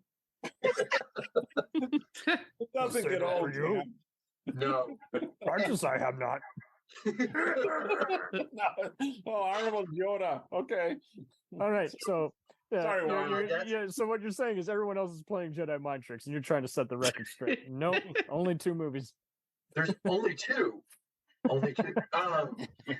So for me, that's the thing, So that's where then we kind of have to go down. For me, the Sarah Connor Kernels comes in next, It's about 4 stogies, only because we got to see more of the story. I do love whatever her name is from Firefly was in it. Who played Cameron, and Summer Glau. Oh yes, Playing a character named Cameron. Yeah. Summer, yeah, which I thought was a nice on the nose. And of course, you know, the woman who played Sarah Connor was amazing. The kind of she was amazing in Judge Dredd. Jesus Christ! Oh, in Dredd, yeah. Oh my God, so good. The only thing they missed is I am the law. Okay, sorry. Which one? Co-wrote. Incredible. My face hurt after doing that. Right. And Bleacher Garbage played a role in it. It was Shirley Manson, who I saw at the Bronco Bowl in Dallas when she played it. It was amazing. Hey. Yeah. God, wow, what a woman. What a damn. She's really great. So that one for me is for I'm going to give Terminator The Burning of Earth because I finally got to see the 3rd movie in this. I think this is from 91. It's the only part 3 that exists. Ow. Yeah, this is. Ow. It's painted. If you haven't read this, you need to. The rest of the Now Comics series is not that great. It's okay, but the Burning Earth is astonishing. And I give that because I finally got to see some of the things I wanted. And that's 3.5 stogies. And then Terminator Salvation. You guys have already hit out of the park saying, but here's my thing. It only gets 3 stogies because there are no plasma rifles. Where are my plasma rifles? You need plasmas. An M4556 is not going to damage a Terminator exoskeleton. I'm so sorry because we couldn't stop. You're saying you'd like to donate some plasma, William? I would. In a 40 watt range. My bad. That was good, by the way. I'll have to remember that one. That was quite good. And probably gets you somewhere. And sometimes it gets you shot like me. So it's all good. I love it. Their A-10s are operating after a 3rd World War. Don't think so. You know, kind of some other things. I mean, I think it's all cool. The Desert Eagle, them carrying Desert Eagles was okay. Sorry, I'm kind of a gun guy. I apologize. But I do like... So we are. It's all good. It's all, yeah, that's unfortunately. To Christian Bale as John Connor could have been a really interesting casting with a different kind of script. It would have been interesting to see what he would do more as the T2 John Connor and not whatever they were trying to do there. Whatever the hell he did there, yeah. Yeah, as I said, so then from there, we get into movies that hurt me. I got hurt, and I'm still processing. I'm in therapy. So Genesis, T3, and Dark Fate. You know, Mackenzie, whatever her name was, Mackenzie, who played in *Halt and Catch Fire*. Davis. That's it. She was interesting, and there were some interesting takes on that. But it was hard for me, especially with Genesis. They ruined that opening I wanted to see forever. And I was like, oh God, there's something off about this. And they got the Doctor Who guy in there, and you can tell I haven't really watched much of it because it was hard for me. I experienced a trauma and out-of-body experience. I think I had to call Mulder and Scully after it. I saw things. People hurt me, and my butt still hurts. I don't know what's going on. So those movies, cinematic hemorrhoids is what you're saying. Okay, that we're including that in it. It gave me cinematic hemorrhoids, and how many words do I have to give to you? You know, steal it so now. for me, those are wet. 1.5 stogies I bought at the Quick Trip at 2 a.m. That's what they are. Those are kind of. Oh no, that's just Taco Bell. That's 5 days a week. Oh God. Taco Bell. I haven't eaten Taco Bell since '96 after an unfortunate incident in Oklahoma in college. But we won't do that here. It's not appropriate for everyone. But I'm gonna go back in time and erase it. Oh God! Be erased. You just been erased. Yeah. Marty, we gotta go back. Oh, there you go. Back to the future. Where? So that's kind of for me. You guys have all hit out of the park. I almost can't say anything more. What you have done, I just want to give a love to maybe a couple other things. And the Terminator Resistance game I have not played yet. I've been playing Skyrim again and Destiny 2. So I'm still doing that crack. So I want to play the Resistance game coming up, and I think I've heard it's creepy as hell. It is. Like when you talk, you're like, I'm about to get my spine pulled out. Like you're taking the Macho Man Randy Savage on. The Cream. I love how it always goes back to wrestling. Well, oh yeah. If you grew up in the 80s and you watched a lot of the Spoonie one on the internet, there's Arnold promoting into Days and beating up Triple H at that one wrestling. It's everything. It's everywhere. Oh, it's everything. And that's what I use when people ask for the plot holes. Why do they just throw them? I'm like, well, It's kind of a T1000 thing, a wrestling grapple thing. Yep. They're trained in Brazilian Jiu-Jitsu. I don't know. It's Right. just The cinematic. Canadian Destroyer. Okay. For me, one of the things I just want to say here, the movie I think that we should have gotten Terminator 3. It should have starred Michael Biehn. It should have starred all these people that are now gone. If we were to do a deep fake and AI them, and I don't want to do it, but no one can play Kyle Reese but Michael Biehn. I'm kind of a Michael Biehn fangirl. I have things to say about Michael Biehn. Oh, really? Well, I'll let you know. Yeah, you'll he's like a it. Navy SEAL. In an ex-wife, in another reality, he's actually the one who killed Bin Laden because he was a Navy SEAL. So there you go. There's my conspiracy.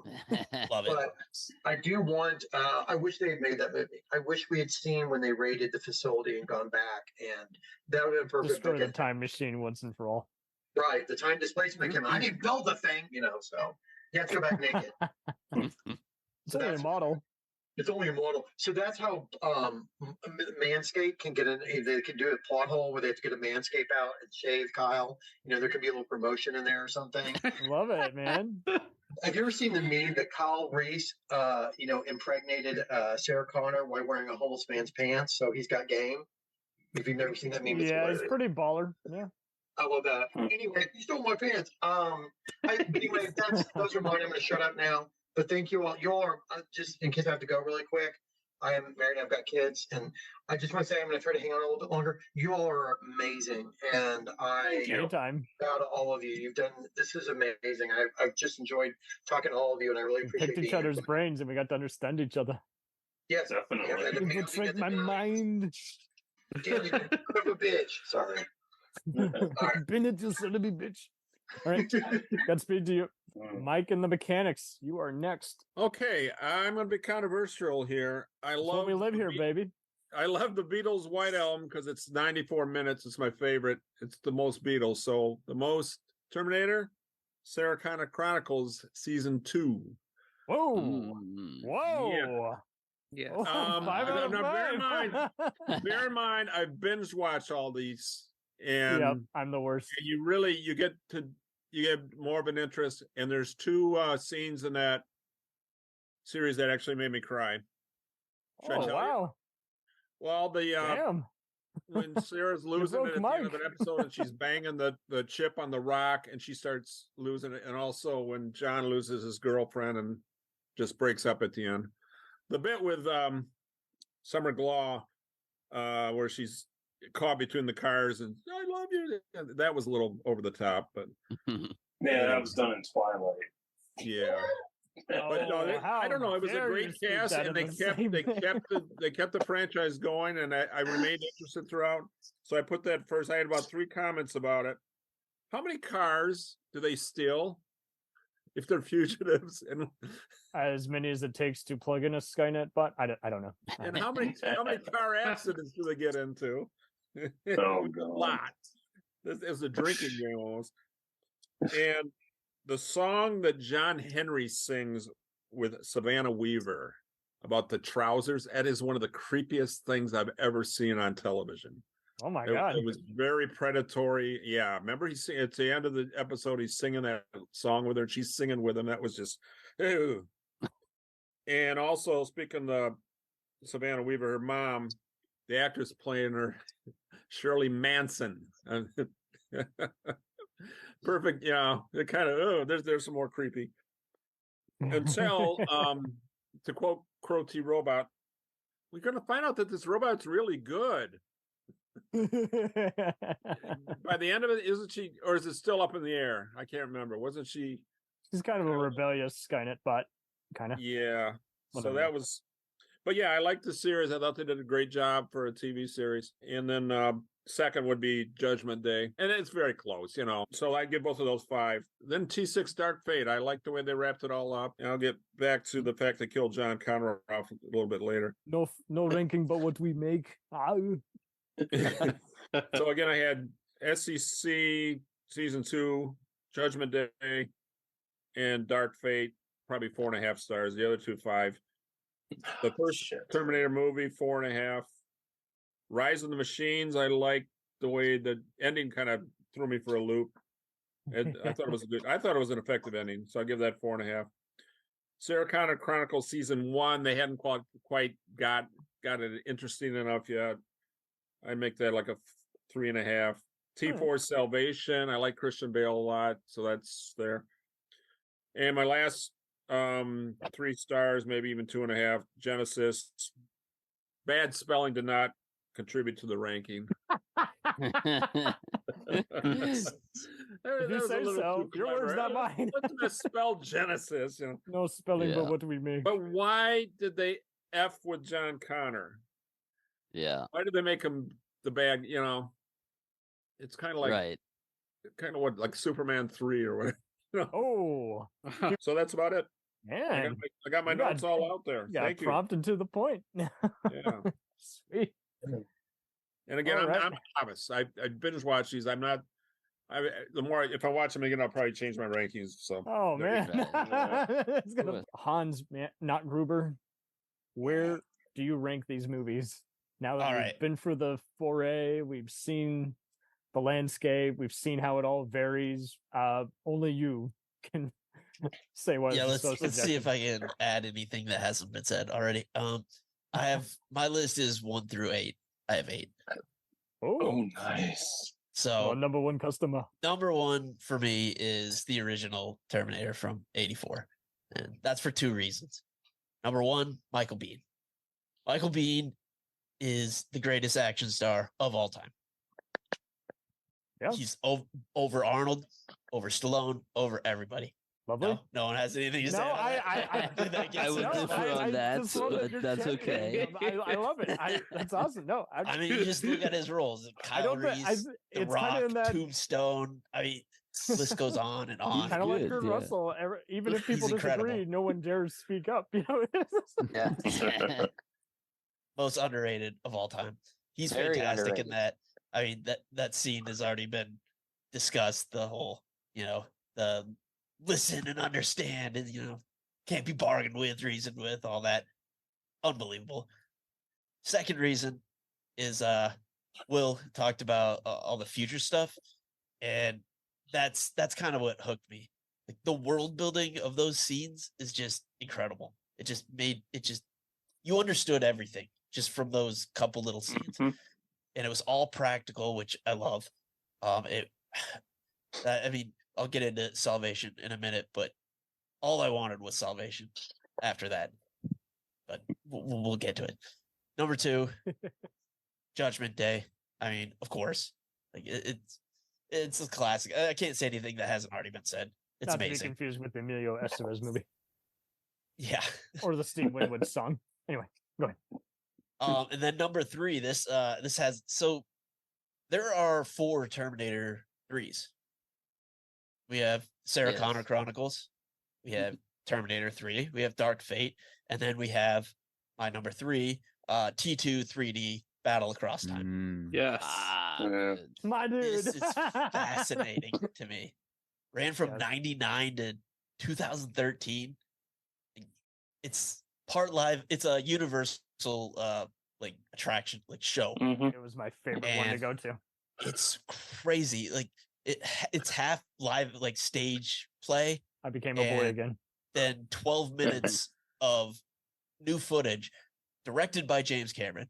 That 12 minutes cost $24 million. Wow. Holy shit. Insane. I mean, they got everyone back and refer along Linda Hamilton, Arnold. Yeah. It's wild. Yeah, I'd say check it out, but it doesn't exist anymore. You could probably find it on there. It's awesome. Shahi and I had to go right the day before they were closing it in Florida. Oh wow. And ride it several more times. Like 4 times, I think, in the same day. Holy shit. It's such a fascinating oddity. Like anyway, so that's my number 3. Number 4 is Dark Fate. I love Dark Fate for the most part. It was great to see Linda Hamilton back. I like the new Terminator. Was that Diego Luna? Was it? No, Gabriel. Gabriel. He's the bad guy on Fubar now with Arnold. That was close. No, it I is like not. Fubar, by the way. I know. Gabriel like has Fubar. range. Good sir. Anyway, Yeah, I liked the Mackenzie Davis character. I thought that was an interesting thing to do because after T2, he pretty much just kept doing the same thing over and over for the most part. Mm-hmm. And I mean, this sort of did as well, but there's a little bit of spin on it. Like she was enhanced human. She wasn't a Terminator. She wasn't just some like rat She eating. was 7 of 9 from Star Trek. In between. Yeah, I enjoyed that. I like that movie a lot. The first that highway scene, that action scene at the beginning is fantastic. Yeah. And this might be blasphemous on this podcast, but I honestly thought it fell apart once Arnold showed up. I thought it was an interesting idea, but the movie just and I don't blame him or the character they had for him, but it just kind of like just lost you. Petered out after that. I still really liked it though. The number 5 T3 Rise of the Machines. I mean, the Sergeant Candy thing. I know it wasn't even in the movie; it's deleted scene. But Right, that's yeah. it's so good. It's in one of the video games. It's a deleted scene, but Yeah. yeah, you can find it. And I highly recommend if you haven't seen it before. And then I love the ending. I thought that was great. It's a real downer and depressing ending, but it felt kind of fitting. Mm-hmm. All right, got you for a loop. Yeah, and then number 6, I'm going in a comic book. Terminator RoboCop Kill Human. I don't know if anyone's read this one. I still need to. It's horrible. It is basically what if RoboCop wrote like Terminator 2 fan it's the fiction sequel. and inserted Yeah, himself, because he just goes back in time and kills Arnold's Terminator like when they're at Cyberdyne, and then just like takes over his role, but in a way worse job. like spoilers, but it ends with him trapping the T-1000, John Connor, and Dick Jones of all people in like a room and filling it with acid, and just it's unbelievable. Oh wow, we might have to include the RoboCop movies as part of this ranking. No, let's not do that. That's a whole different thing. Yeah, I mean, I had to do a RoboCop because it's all good. I had no choice. No choice but what you make. Then next is Terminator Salvation. This is all I wanted. Especially after the first Terminator, I wanted to see that world. I wanted to see all that. I love Christian Bale. Unfortunately, McG directed it, so we got what we got. It was just such a disappointment. I had such high hopes. Like, I mean, just the end. They give John Connor Marcus Wright's heart, and that saves him. But like the scene before, his heart got turned into pudding. Like it stopped and he died. So that's the heart. Well, okay, all right, sure. Yeah, that movie bothers me because I just wanted so much more. You sensed a disturbance in the force. Genesis had some interesting stuff, like ideas. They were all shown to us in the trailers, which sucks. Yeah. And they did the thing that James Cameron did. James Cameron was like, "This is the premise. Move on. Let's go." Because if you think about the premise too long, if you try to explain it, it falls apart pretty quickly. And they have this scene at the beginning with Jai Courtney and like I guess the guy who played John Connor, and they're like explaining everything in detail, and it does not work. It does not work at all. It just all falls apart, and the movie's just starting. It's like this is ridiculous. This is stupid. Stop it. So yeah, that is my list. Dun, dun, dun, dun. All right. Oreo. No cookie but what we make. Take it away with your ranking. Is supremacy. All right, so Terminator ranks. Well, like everybody else, yeah, T2 is number 1 for me. It's iconic, and you can't really top that half the time. Next, I got Terminator Salvation, the director's cut, because I love that. I love that movie so much. It's different from what the other films did, and it's set apart in its own way, and I enjoy that. And then number 3, I got GENISYS. I enjoyed that. That was fun, but PG-13 really killed it. I wish they would have stuck with R. I can't believe they made the studio forced it to be PG-13. No problem but what we make. Anyway. 4, I have the original Terminator. Like, I love it, but honestly, I don't need it that badly to be like in the tops, like top 2, top 3. So it's good at 4. And then I got Dark Fate. I enjoyed that. That was a lot of fun. I don't know. It was just, it was a lot different, and I do enjoy different. It just wasn't as strong as the other installments for this and whatnot. Fair enough. And then I got Rise of the Machines. I need to rewatch that actually because I haven't seen that in a while. But I liked it. It's definitely a product of 2000s for sure. Mm-hmm. But yeah, it always every film that comes out has that product of its era, and it's so stupid in that sense. So yeah, Rise of the Machines is good, but definitely could have had a lot more to it. And then number 7, nobody's mentioned it, but I watched it. I actually rented it for $5 fucking and was so pissed. Mm-hmm. Terminator Salvation: The Machinima Chronicles. Oh yeah, series.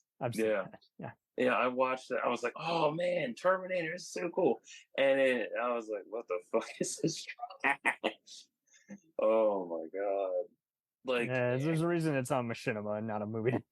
yeah, like I was excited to see it because I had just watched Salvation a few weeks ago when this came out. I was like, oh wow, there's a series. Awesome. I gotta see the series. And man, what a fucking waste of money that was. God.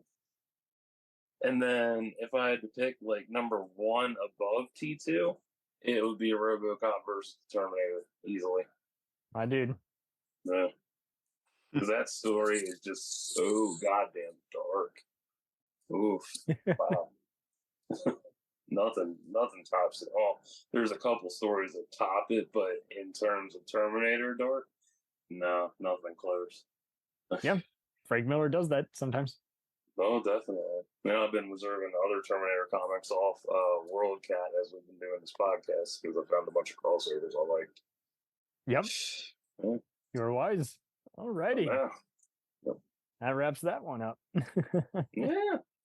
Alrighty, so I'm gonna rush through the rankings and not bore you guys, and then we're gonna trash good. Yeah, I wish it was that simple. Alrighty, so many of the same points will be echoed here. First off, the 5 out of 5 star scale I'm gonna reserve for the original Terminator.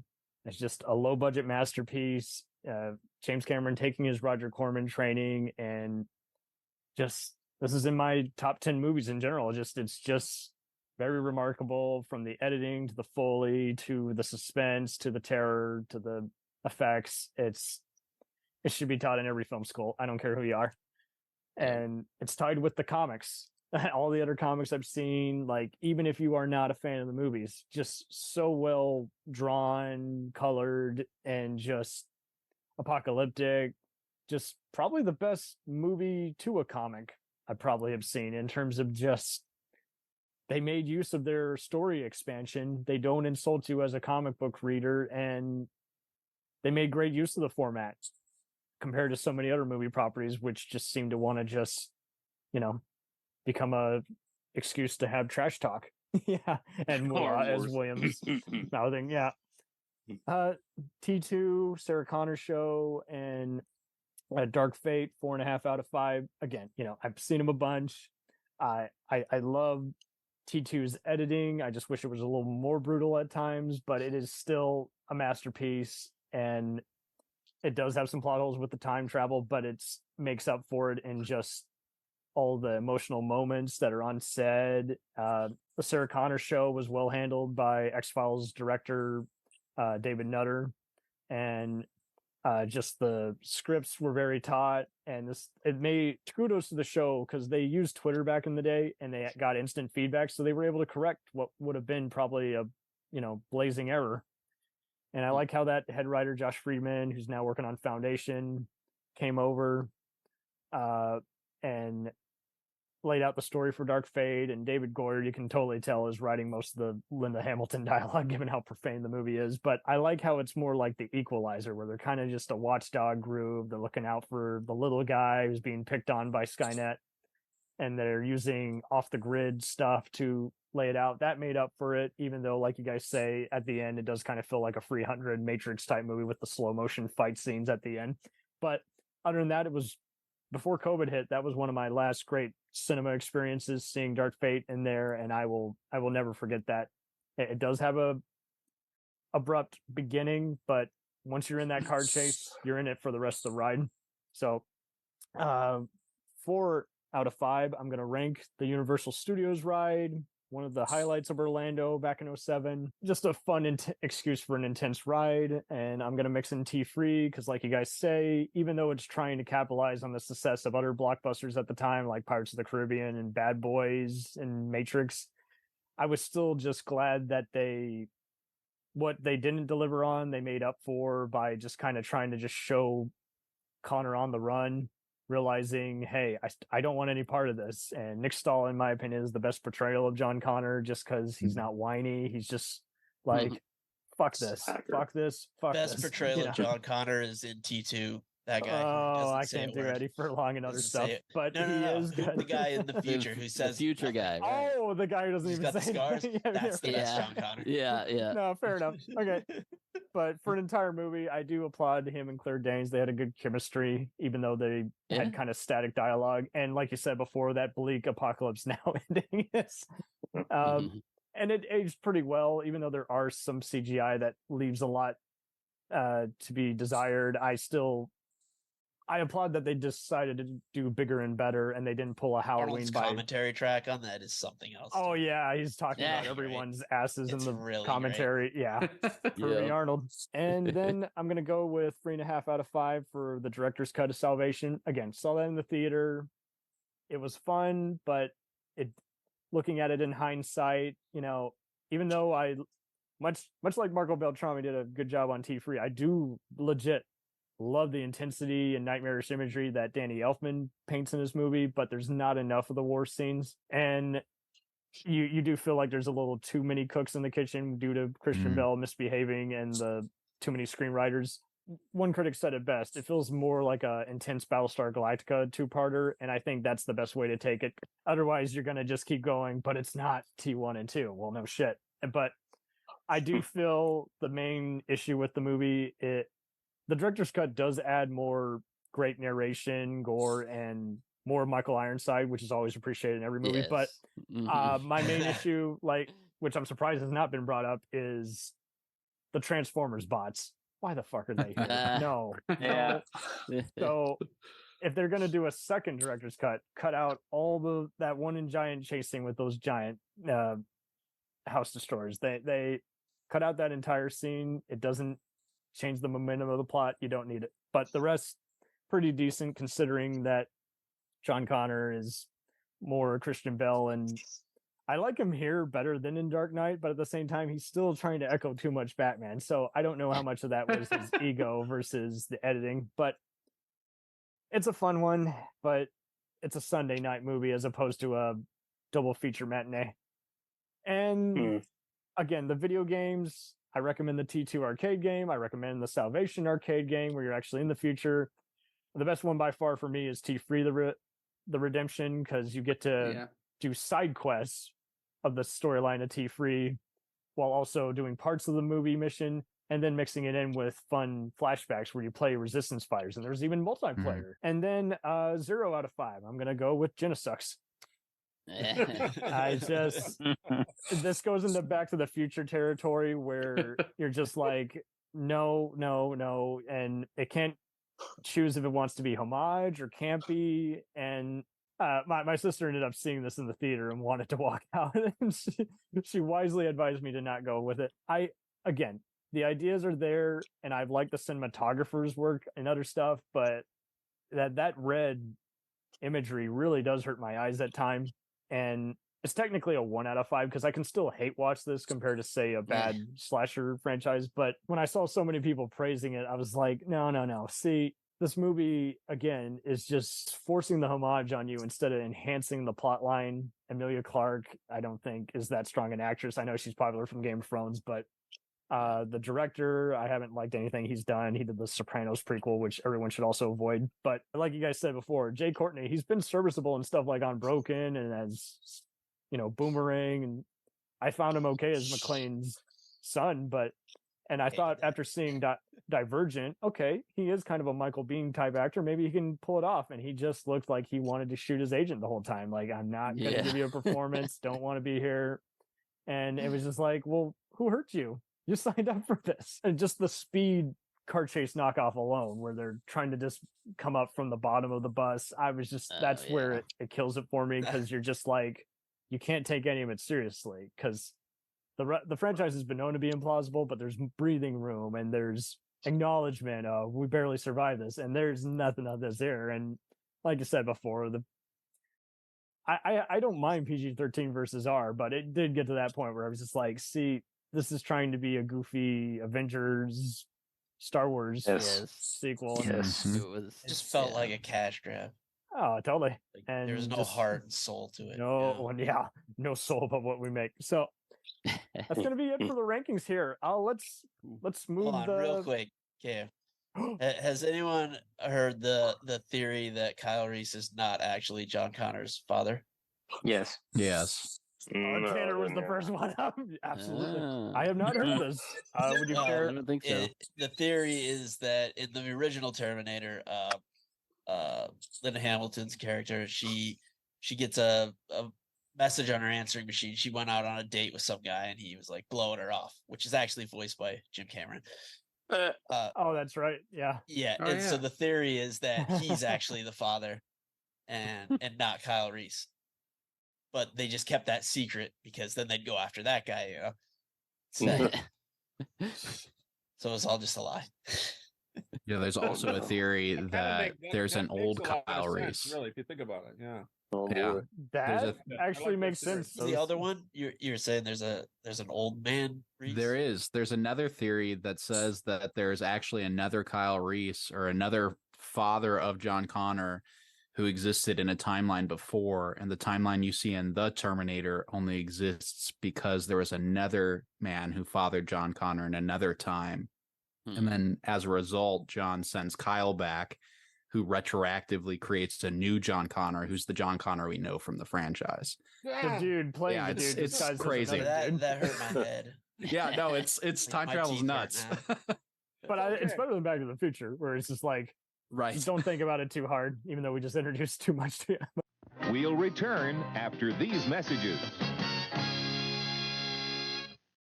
Do you ever find yourself thinking about who would win in a fight between Goku and Superman?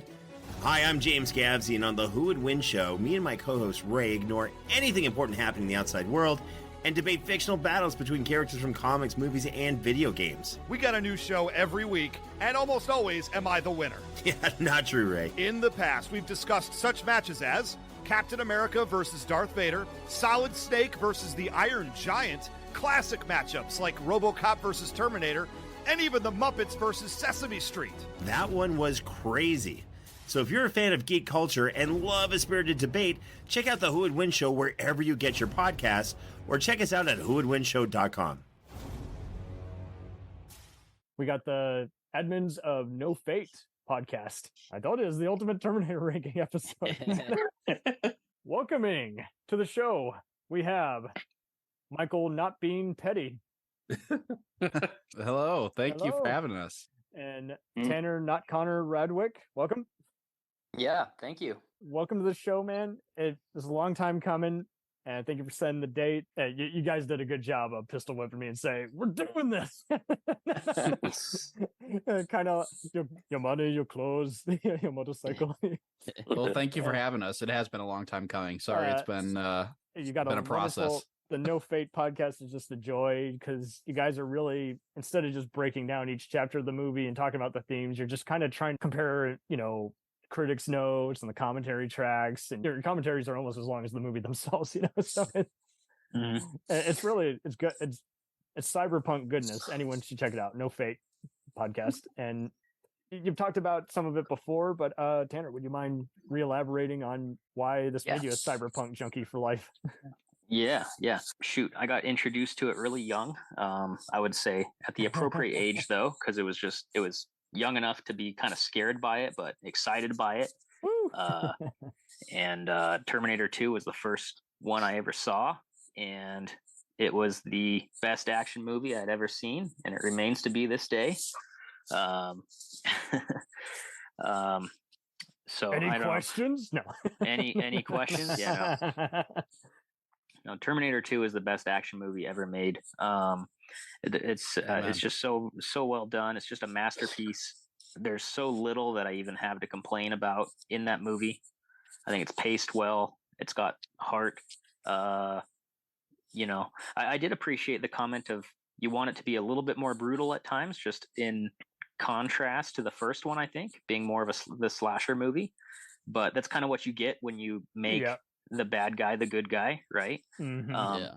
But you get a giant hug. I still think Robert Patrick does such a good job of being intimidating and scary.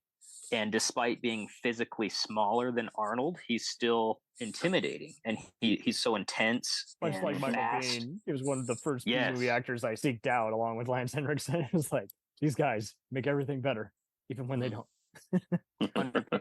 100%. Michael Biehn, so powerful in the Terminator, the original. Hamilton's a great scream queen. Hamilton does a great job. The Terminator would be my number 2 pick if I'm ranking them Kind of here. like Helen in Candyman, where she made you afraid of a psych ward and just brought that humanity of, why won't you freaking believe me? Look at that guy. Does he look like he's here to, pick me up? Absolutely. Michael and I talk a lot about the Sarah Connor Chronicles, which I would rank number 3. You've ranked in my every list. episode. Yeah. Yeah. I think the reason we love those so much as well is that these movies, you get to see these characters in like a set timeline, maybe within a day or two. There's a brother called Derek Reese. Exactly. But the Sarah Connor Chronicles, you get to dive into these characters so much in such a deeper way. You don't see them for just a short period of their life where they're going through something very specific. Mm-hmm. You get to see them interact with each other and grow and argue and change. And it just adds so much more depth to these characters that we love. And I think, the actors who portray these people, they do a great respect to the other actors who have portrayed John and Sarah in other films. Thomas Dekker and Lena Headey have always been great in other stuff. It's hard to believe that they're both, like British Canadian. You're like, what? Yeah, they do a phenomenal job. So we're enjoying going through that right now. We're almost done reviewing that whole series. Great there, guest stars too, right? Patrick Kilpatrick is in one, really creepy. Yeah, cool. it like X-Files had tested how much gore you could show on network TV, and it's like, it's not trying to be excess, but it's like, I gotta cut this guy open. There's Cyborg. Yep. Yeah, no, it's I wish more people saw it. I don't think it got enough attention. Ridiculous, right? And it came out the same year as Salvation. You would have thought it would have been a win-win, double exposure. Right. Actually, it started the year before, and you'd think that Salvation would have boosted the popularity for the show, but the show was already canceled by the time Salvation came out. I remember they were advertising it in between sets sometimes. Yes. I'm like, whoa, I'm so stoked. And damn you, Fox. Yeah, we have Michael and I both have the DVD set for it, and every time you pop one in, there's an ad for Terminator Salvation that comes on. That's awesome. Funny enough. Wow. Which is actually my number 4 pick was Salvation. I love how different Still on Hulu it is. for those who want to see it. Yes, but it's like was said here. Everything after Terminator 2 tries to kind of copy Terminator 2. Mm-hmm. And Salvation went a different direction. Granted, it did not give us the dark future sequence that we wanted, a whole movie to be. We wanted a whole movie of seeing this intro to the Terminator, or like those clips you see in Terminator 2 in the future, just dark and at nighttime. And then we have a future where it's in the daytime the whole movie. Yeah. And there's no laser guns, it's not at all what we thought it would be. However, I do think it's still, it takes itself more seriously than Terminator 3 does, or Genisys. I think Dark Fate does a good job of at least trying to take itself a little more seriously than those other two. Yep. But Salvation tries to be dark. It does a good job having Christian Bale in there, keeping the tone right. There's kind of a part, I would say 2/3 through the movie, where it just loses me. And it's hard to get back into it. But I like and I appreciate the attempt, and it's grown on me a lot over time. When I first saw it, I was really disappointed. But the more I watch it, the more I appreciate it for what it is. All right, fair enough. I guess moving on to Terminator 3, I saw that when I was still pretty relatively young. I think that came out in 2003, if I remember right. I saw it 2 years after the fact. Same deal. It's just like, okay, it's I can see why critics are mixed on it. Some give it's mostly got good reviews, but there's others saying cash grab. It's kind of just there, It's wild that it's 20 years old too. And Gavin Rossdale and the Blue Man Group do the end credits, and that makes it kind of creepier. Terminator 3 is the Jurassic Park 3 of the Terminator franchise. Yes. That's a really good comparison. That's pretty fair. That's really good. It's hard to revisit sometimes. After that, I haven't heard any mention of Terminator Resistance yet. Has anybody played that game? I have. Yeah, it's Shahi awesome. was talking about it. Yeah, I would. I just didn't really rank the games much, but it's okay. Oh, sure. Yeah, I mean, I would say like Terminator Resistance is like what all the fans have been saying. It's like a continuation of T2, pretty much. Like almost like it has that futuristic feel and the darkness that you wanted in Resistance. You're playing it. It's like scary. You're like playing it and you're trying to avoid a Terminator. I mean, I'm not sure if you remember the first I think it's like the very beginning of the game where you're trying to like avoid a Terminator without any weapons. Damn. But go ahead and continue, Tanner. But yeah, that game is awesome. I have it for PS4. Apparently, there's a PS5 upgrade. I haven't done that yet. Oh, wow. But and then they also made a another DLC for it as well for some more additional like storylines to go with it. But yeah, I've been waiting to play the DLC. I love the game a lot. The tone was correct. It feels a little budgety, but it's it's still kind of a love letter to the franchise. I think they capture the tone really well. I think I watched a game movie for that and didn't care for it. Yeah, well, you didn't play the game. I don't play games. I watch them. Still want to play a game? I thought it was good. I liked that it kind of wrapped, kind of circled back to give you kind of a. I guess I would call it a prequel in a way to Terminator 1, right? Oh, lovely. Because at the end of it kind of circles around, does a good job of that, which is, would also make a good premise for a movie if they wanted to expand on that with a higher budget. Dark Fate, I had a hard time with. I watched it again recently with an open mind, and I do think the car chase and the factory fight, I think it opens really well. And you're like, it feels like a Terminator movie, it captures that feel initially, and you feel like you're being hunted, and there's someone there to protect you, and it feels there's some good callbacks that make you feel like you're in it. I don't know, it doesn't stick the landing for me, I guess. Michael and I have talked about, we probably complain about that one the most. On our show. Did, but it was constructive and it was good. Yeah. Well, and to be fair, I mean, Michael and I both liked that one more than Genesis, I'm pretty sure. But, I mean, that's not setting the bar high either. So, Michael, did you have anything to add? You want to go through your here? Yeah. Now let's see how you got into it and do your rankings. Yeah. Sure. Well, I actually got to. I kind of got to Terminator late in the game. I was already a teenager, and the reason why, and I'm gonna reveal my age here probably, is because I had a buddy who I trusted when it came to all things pop culture. He got me into all the right comic books, the right movies, the right shows, the right franchises. I mean, he's actually the one who set me on the podcasting path back in the day, and he has since passed, unfortunately. But he and I were very close friends. He was like the older brother I had never had. And I remember one day I was at his house and I saw a DVD for Terminator, the Sarah Connor Chronicles. And I had already heard about the show. And I asked him, I was like, is that show good? And he's like, yeah. He goes, but you kind of need to have watched at least the first 2 movies before you watch it. Otherwise, you're not going to understand anything that's happening. I said, oh, okay. And I kind of tucked that away for later.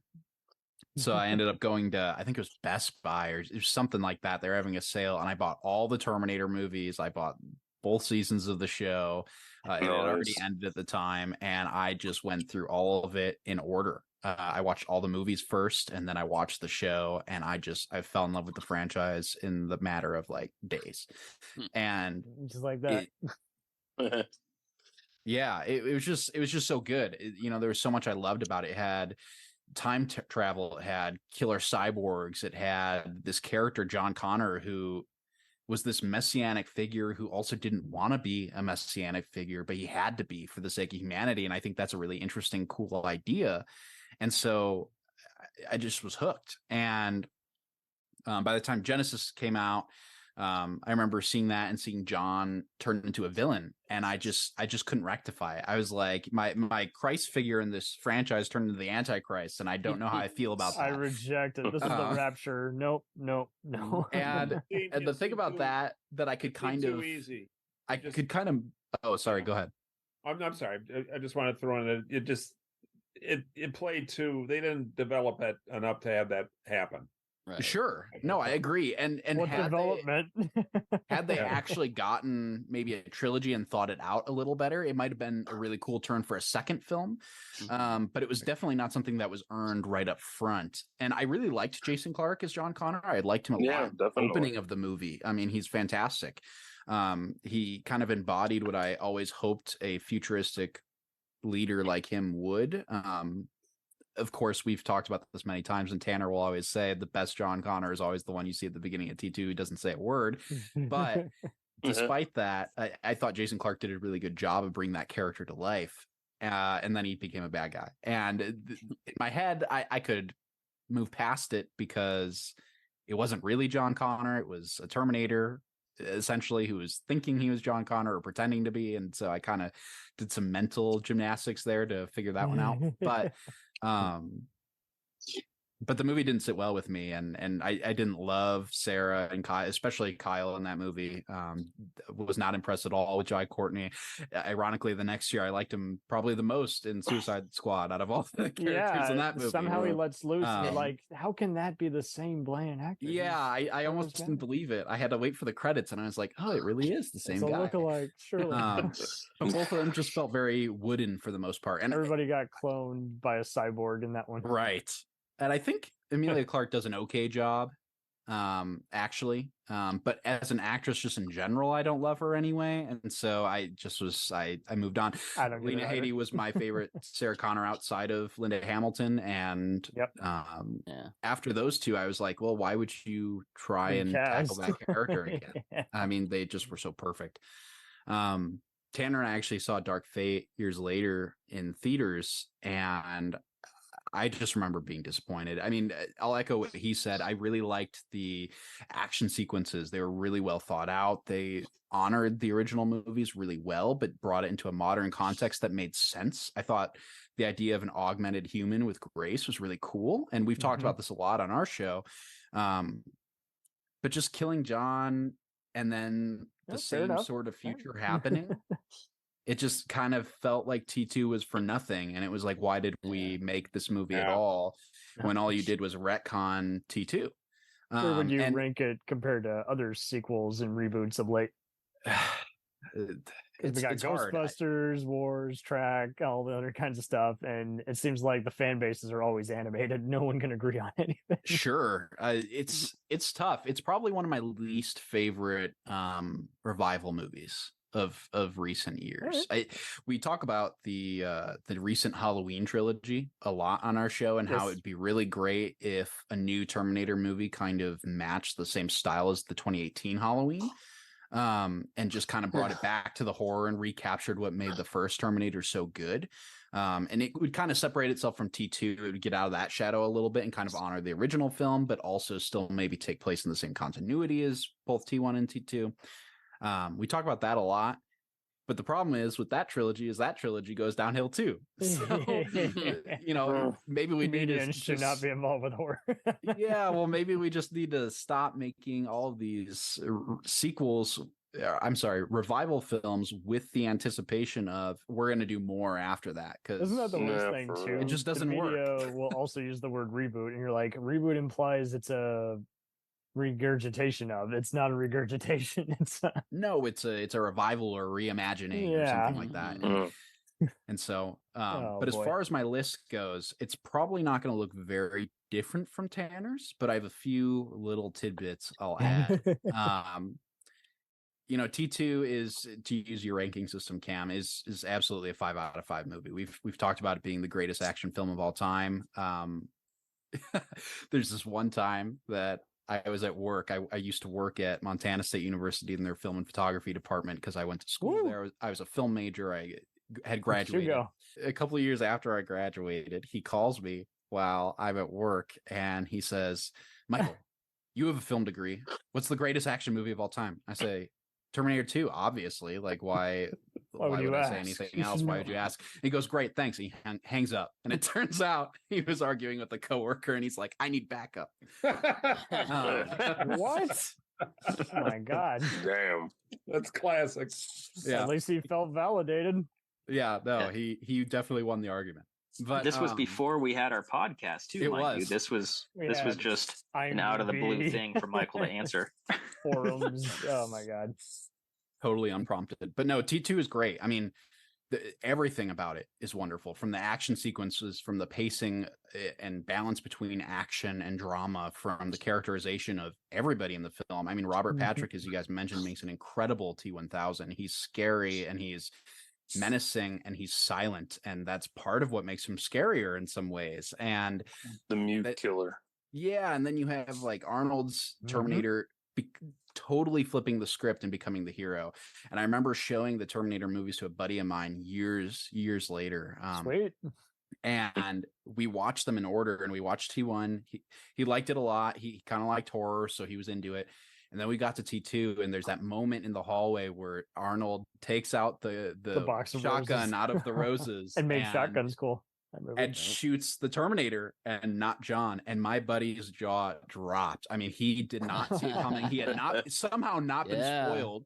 Everyone was spoiled, even when the movie came out. But somehow he hadn't been. And he was just awestruck. And that's, I had already known about the twist when I first watched the movie. But part of me felt that way when I first watched it, and to see it on his face was just so cool. And it just a moment that I'll always remember. It's an incredible film, and I would argue that it's not maybe James Cameron's most successful film, but I do think it's maybe his best film. Oh yeah, and so that could be debated. One of the 1 million Avatar sequels could end up being the best one, but I kind of Avatar doubt 10 is better than T2. From there, I'll also give the Terminator a 5 out of 5, just because based on the budget alone, and just it's a horror movie and it's a slasher, but it's a sci-fi movie, and it's really unique and it's different. And Lance Henriksen is great in the movie. The flashbacks serve the story as opposed to filling like budget limitations. Exactly. And the whole time you're anxious, whether you're in a flashback to the future or you're in the present of 1984, you're anxious to get back to safe. Whatever story that you just came from. And that's really cool. That's a really cool feeling for a filmmaker to capture that I don't think you feel that often watching movies nowadays. I don't think you'll watch a movie and be anxious for what's happening next in the same way. Every scene really means something in the Terminator, and I think that matters. The stakes feel high. Yes. Yeah. Very high. They feel high. The plot line you just don't care personal. about. You just want to get to the good one or something, Exactly. Much like I can't imagine hearing Sgt. Pepper in '67 before, it's so famous now. I cannot imagine sitting in a movie theater with that "I'll be back" scene, having no clue. It's played so great, He obviously it's the catchphrase all through the series, but imagine seeing that for the first time, having no clue what was going to happen, and that before it was spoiled by the success. Oh, it's just And then he drives a truck through the But he's going to go on taking some shopping and check in later, and then Let me go shopping. the timing it's so precise, Yeah. Yes. So it's great. I had to throw that in there. No, it's good. It's true. With a 4 out of 5, 4.5. I'm sorry, out of 5. I'd give the Sarah Connor Chronicles. That show it's the reason I started watching Terminator in the first place.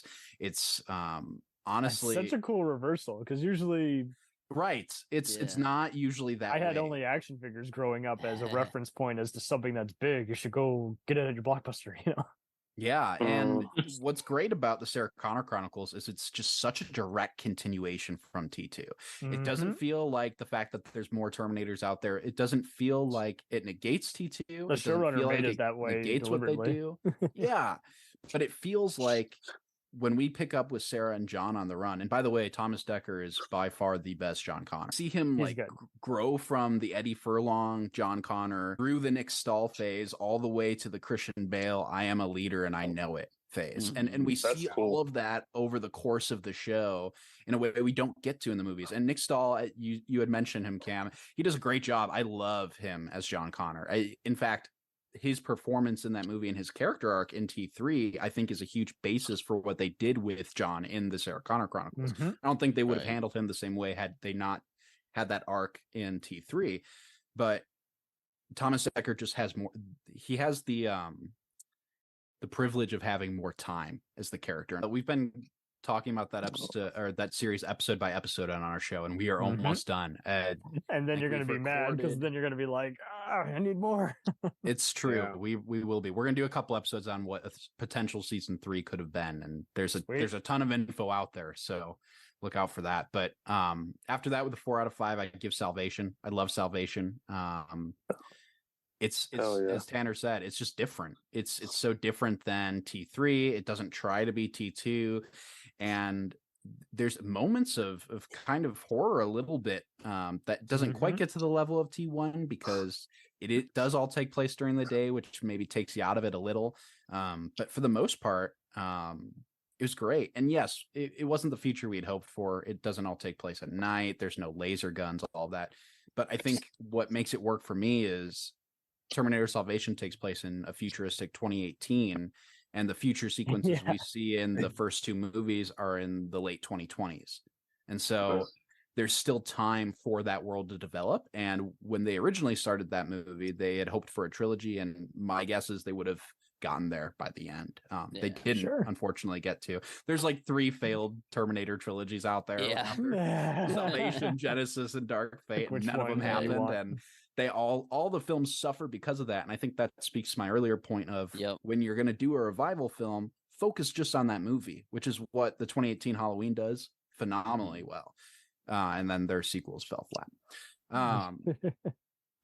Alongside that, I'd give T3 probably a 3 out of 5. I really like T3. It's a solid movie. For a long time, it was the most rewatchable one for me for some reason. I could watch it at any time, and it would be kind of like background noise, but I liked it. I've since become a little more critical of it because of the podcast and just seeing the out of place comedy and all that. Just doing your job.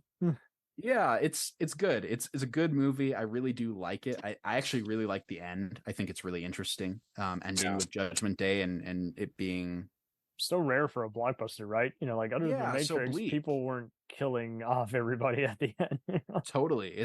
The Matrix and Rogue One, and like other than that, it's like there's no movie where everyone dies. It's like Dr. Strangelove and Beneath the Planet of the Apes. Beneath the Planet of the Apes is definitely a good contrast. Just like it does happen. But along that train of thought, I would say 3.5 for the Battle of Cross Time attraction as well. I did actually get to see it at Universal before it closed, and I was so excited that I did. My biggest gripe with it, I love everything about it. I love that all the cast from T2 come back. I love that James Cameron directed it. It feels like it's a real T2 sequel, and that's so cool. I mean, it's additional footage that we wouldn't have gotten. But there's a huge time travel error with them driving on the motorcycle through the time bubble and arriving in the future with their clothes and machinery still intact. And I can't forgive it for that. I'm like, James, you made the first 2 movies. I don't think he cared, but you made these movies. You need to know this. I'm sure he did. He just was. Oh, I'm sure. Yeah. Yeah, have them naked in the ride and shit. Like, oh my god, cover your eyes. They had to shortcut some things. Yeah, they had to, and that's that's whatever. You have to do what you have to do. It's really exciting either way. It's really. I mean, I would pay to see butt ass naked people with shotguns shooting stuff, but I don't know. That's true. I guess there's kids at Universal. They're like, we can't do a rated Cover R your eyes. attraction We here. can allow you to see gory impalements, but we can't have any nudity. Right. I don't actually think there's any blood in that short either, but no, there's not, because they uploaded it on YouTube and do a whole film. Yep. But it's good. It's solid. It's a lot of fun. And then from there, with threes out of 5, I go back and forth on which one I dislike more: Genesis and Dark Fate. I just, for the reasons I've already mentioned. Genesis tries so hard to be a Marvel movie, and it's just not a Marvel movie. And it when you get a director like Alan Taylor, who is talented in his own right, but who's known for directing a Marvel movie, Thor: The Dark World, and then you get him to do Terminator, it's what were you expecting? And I know he's also done Game of Thrones, so he has other backgrounds as well. But as far as feature films go, I mean, there's a reason why he hasn't really worked on another one since that movie killed him. And for good. I mentioned before, he did the awful Sopranos prequel. Right. Oh, yes, he did that. Yeah. Where you're like, wait, so the Sopranos were interested in war? I thought they were always about themselves. This don't make no sense. And the idea of a Sopranos movie without James Gandolfini, which is obviously impossible, you can't. Oh, and then they hype up. We're gonna have his son play of that show, and then they don't use him. They're like, let's talk about his uncle, and let's talk about this. And it's like, I get that it got acclaim for being kind of an general expectation crime story, but it's just like I would rather just show how he became the character we all love and hate, instead of which they already did during the series. They had several flashback there's episodes. that too, yeah. So it's just like some things are just you're good. Better We're good with this. Still, and that was awesome though. And it was great. It was a great show. I did like Leslie Odom and Leota. I will give you that, but I was just like, come on. The one who played young Sylvia was incredible. Yeah.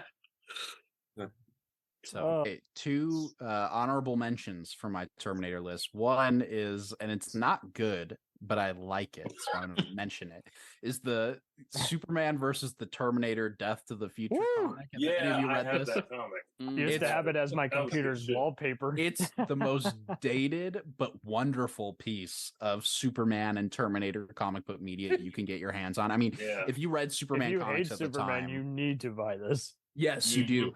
And if you read Superman books at the time too, this is post Death and Return of Superman. So it's like all of those characters are in this book because they were so popular at the time. Alternate future. It's wild. It's not good, like I said, but it's fun. Also, it's the first appearance of the Terminatrix even before T3, which is kind of fun. Oh, that's right. Super weird. And then the other one is Terminator Salvation, the final battle, closes out the T3 Terminator Salvation timeline because it never got finished up. Obviously, they never made any more movies in that universe after Salvation, and it jumps forward in time and kind of closes it out. There's some time travel involved. There's a bunch of future war stuff involved. It's fun. I really like it. It reminds me of Punisher Kills the Marvel Universe, even though that's what if equivalent. Sure. But it's good. So we'll definitely be talking about those and Terminator Resistance, the video game, on our show. Ever get to Terminator versus Popeye, I'm out. I'm done. Oh. You got to go for Godzilla first. I'm going way back to my childhood. Oh my god. What would you even do? Blow them apart with a spinach gun? Mike and Tanner, I hope you guys can find other cool topics, even though, again, you covered almost everything so far. Did you cover Arnold's we got video games, comics, books. Arnold movie special, almost Terminator. It could be a special on Eraser. Yeah, we'll be back. Don't worry. Yes. But I heard somebody talking about the Arnold Japanese commercials. Yes. One boy. Yeah, I've seen those. The energy drink. Yeah. Those are wild, right? Yeah. I remember seeing them on Conan O'Brien. I'm like, this can't be real. And then sure enough, they're YouTubeable. And you found out that kind of like how every other TV sitcom or procedural star was doing like giallo or Italian mystery movies back in the 70s, because that's what they saw at art house theaters. They're like, I want to work with that guy. Let's do a spaghetti western. And same deal here. Is like you would see people like Sean Connery and all these other guys do Ford commercials in like Switzerland or cereal ad, Well, Arnold has his own music video too that he actually sings a little bit in it. Oh boy! I mean, he's in the Guns N' Roses video as the Terminator. No, it's completely different. No, he's actually singing with this other German song. Ryan, what's the artist's name? Do you remember? Oh gosh, no, I don't remember the artist. I mean, but it's Pump It Up, Don't Bring It Down. Yeah, is the song. Pump It Up, yeah. So look it up. Yeah, it's got Arnold. This guy sings and then Arnold raps kind of. Oh yes, motivation song. Yes, I did see that briefly. And then of course there's Arnold Cores and Arnold Core. Yeah, all these other guys. Best. And don't forget Yakety Yak. Don't talk back. Oh, yes, I would say that. That is way up there in my Arnold list. That is Arnold as a singer. Thank you. And he sings country at the end of Killing Gunther, if you've seen that. Oh, he does. Oh wow! I don't remember the movie. I might have to rewatch it. Where can we find once again No Fate, a Terminator podcast on the interwebs? It's on Spotify for those who want to listen. It's also got a website. Yeah, our website is nofatepodcast.com. You can find us on Spotify, Apple, Amazon, pretty much anywhere you get your podcast. Not Stitcher anymore because that's gone. But right, who would have guessed? Couldn't believe it. Yeah, we're also on Twitter at nofatepod, so you can find us there as well. Yep. This was absolute dynamite. Okay, so Arnold Radio News, hit us. Yes, we are Arnold Radio News. Just find us on iTunes or any of those other podcast apps. You've had so many great guests on, and yeah, we had some good ones. We had I ended up checking out their podcast as well. I was like, whoa, yeah, they're very pop culture savvy. They're very 80s-ish. But yes, we do all kinds of things. Sometimes we'll do our own little like top 5 lists and or do a commentary on an Arnold movie or things like that. So yeah, we've been on a hiatus here, but we're gonna get back to it. All right. So I loved how you would always kind of, it's the news, so you would always have various announcements back in the day, and it's fun looking at it even now. It's like, wow, people were blabbing that nonsense online. I forgot about that. Oh yeah. Thank you all. This was absolute dynamite, and I think we ended it just before the Skynet activated the missiles. So stay safe out there.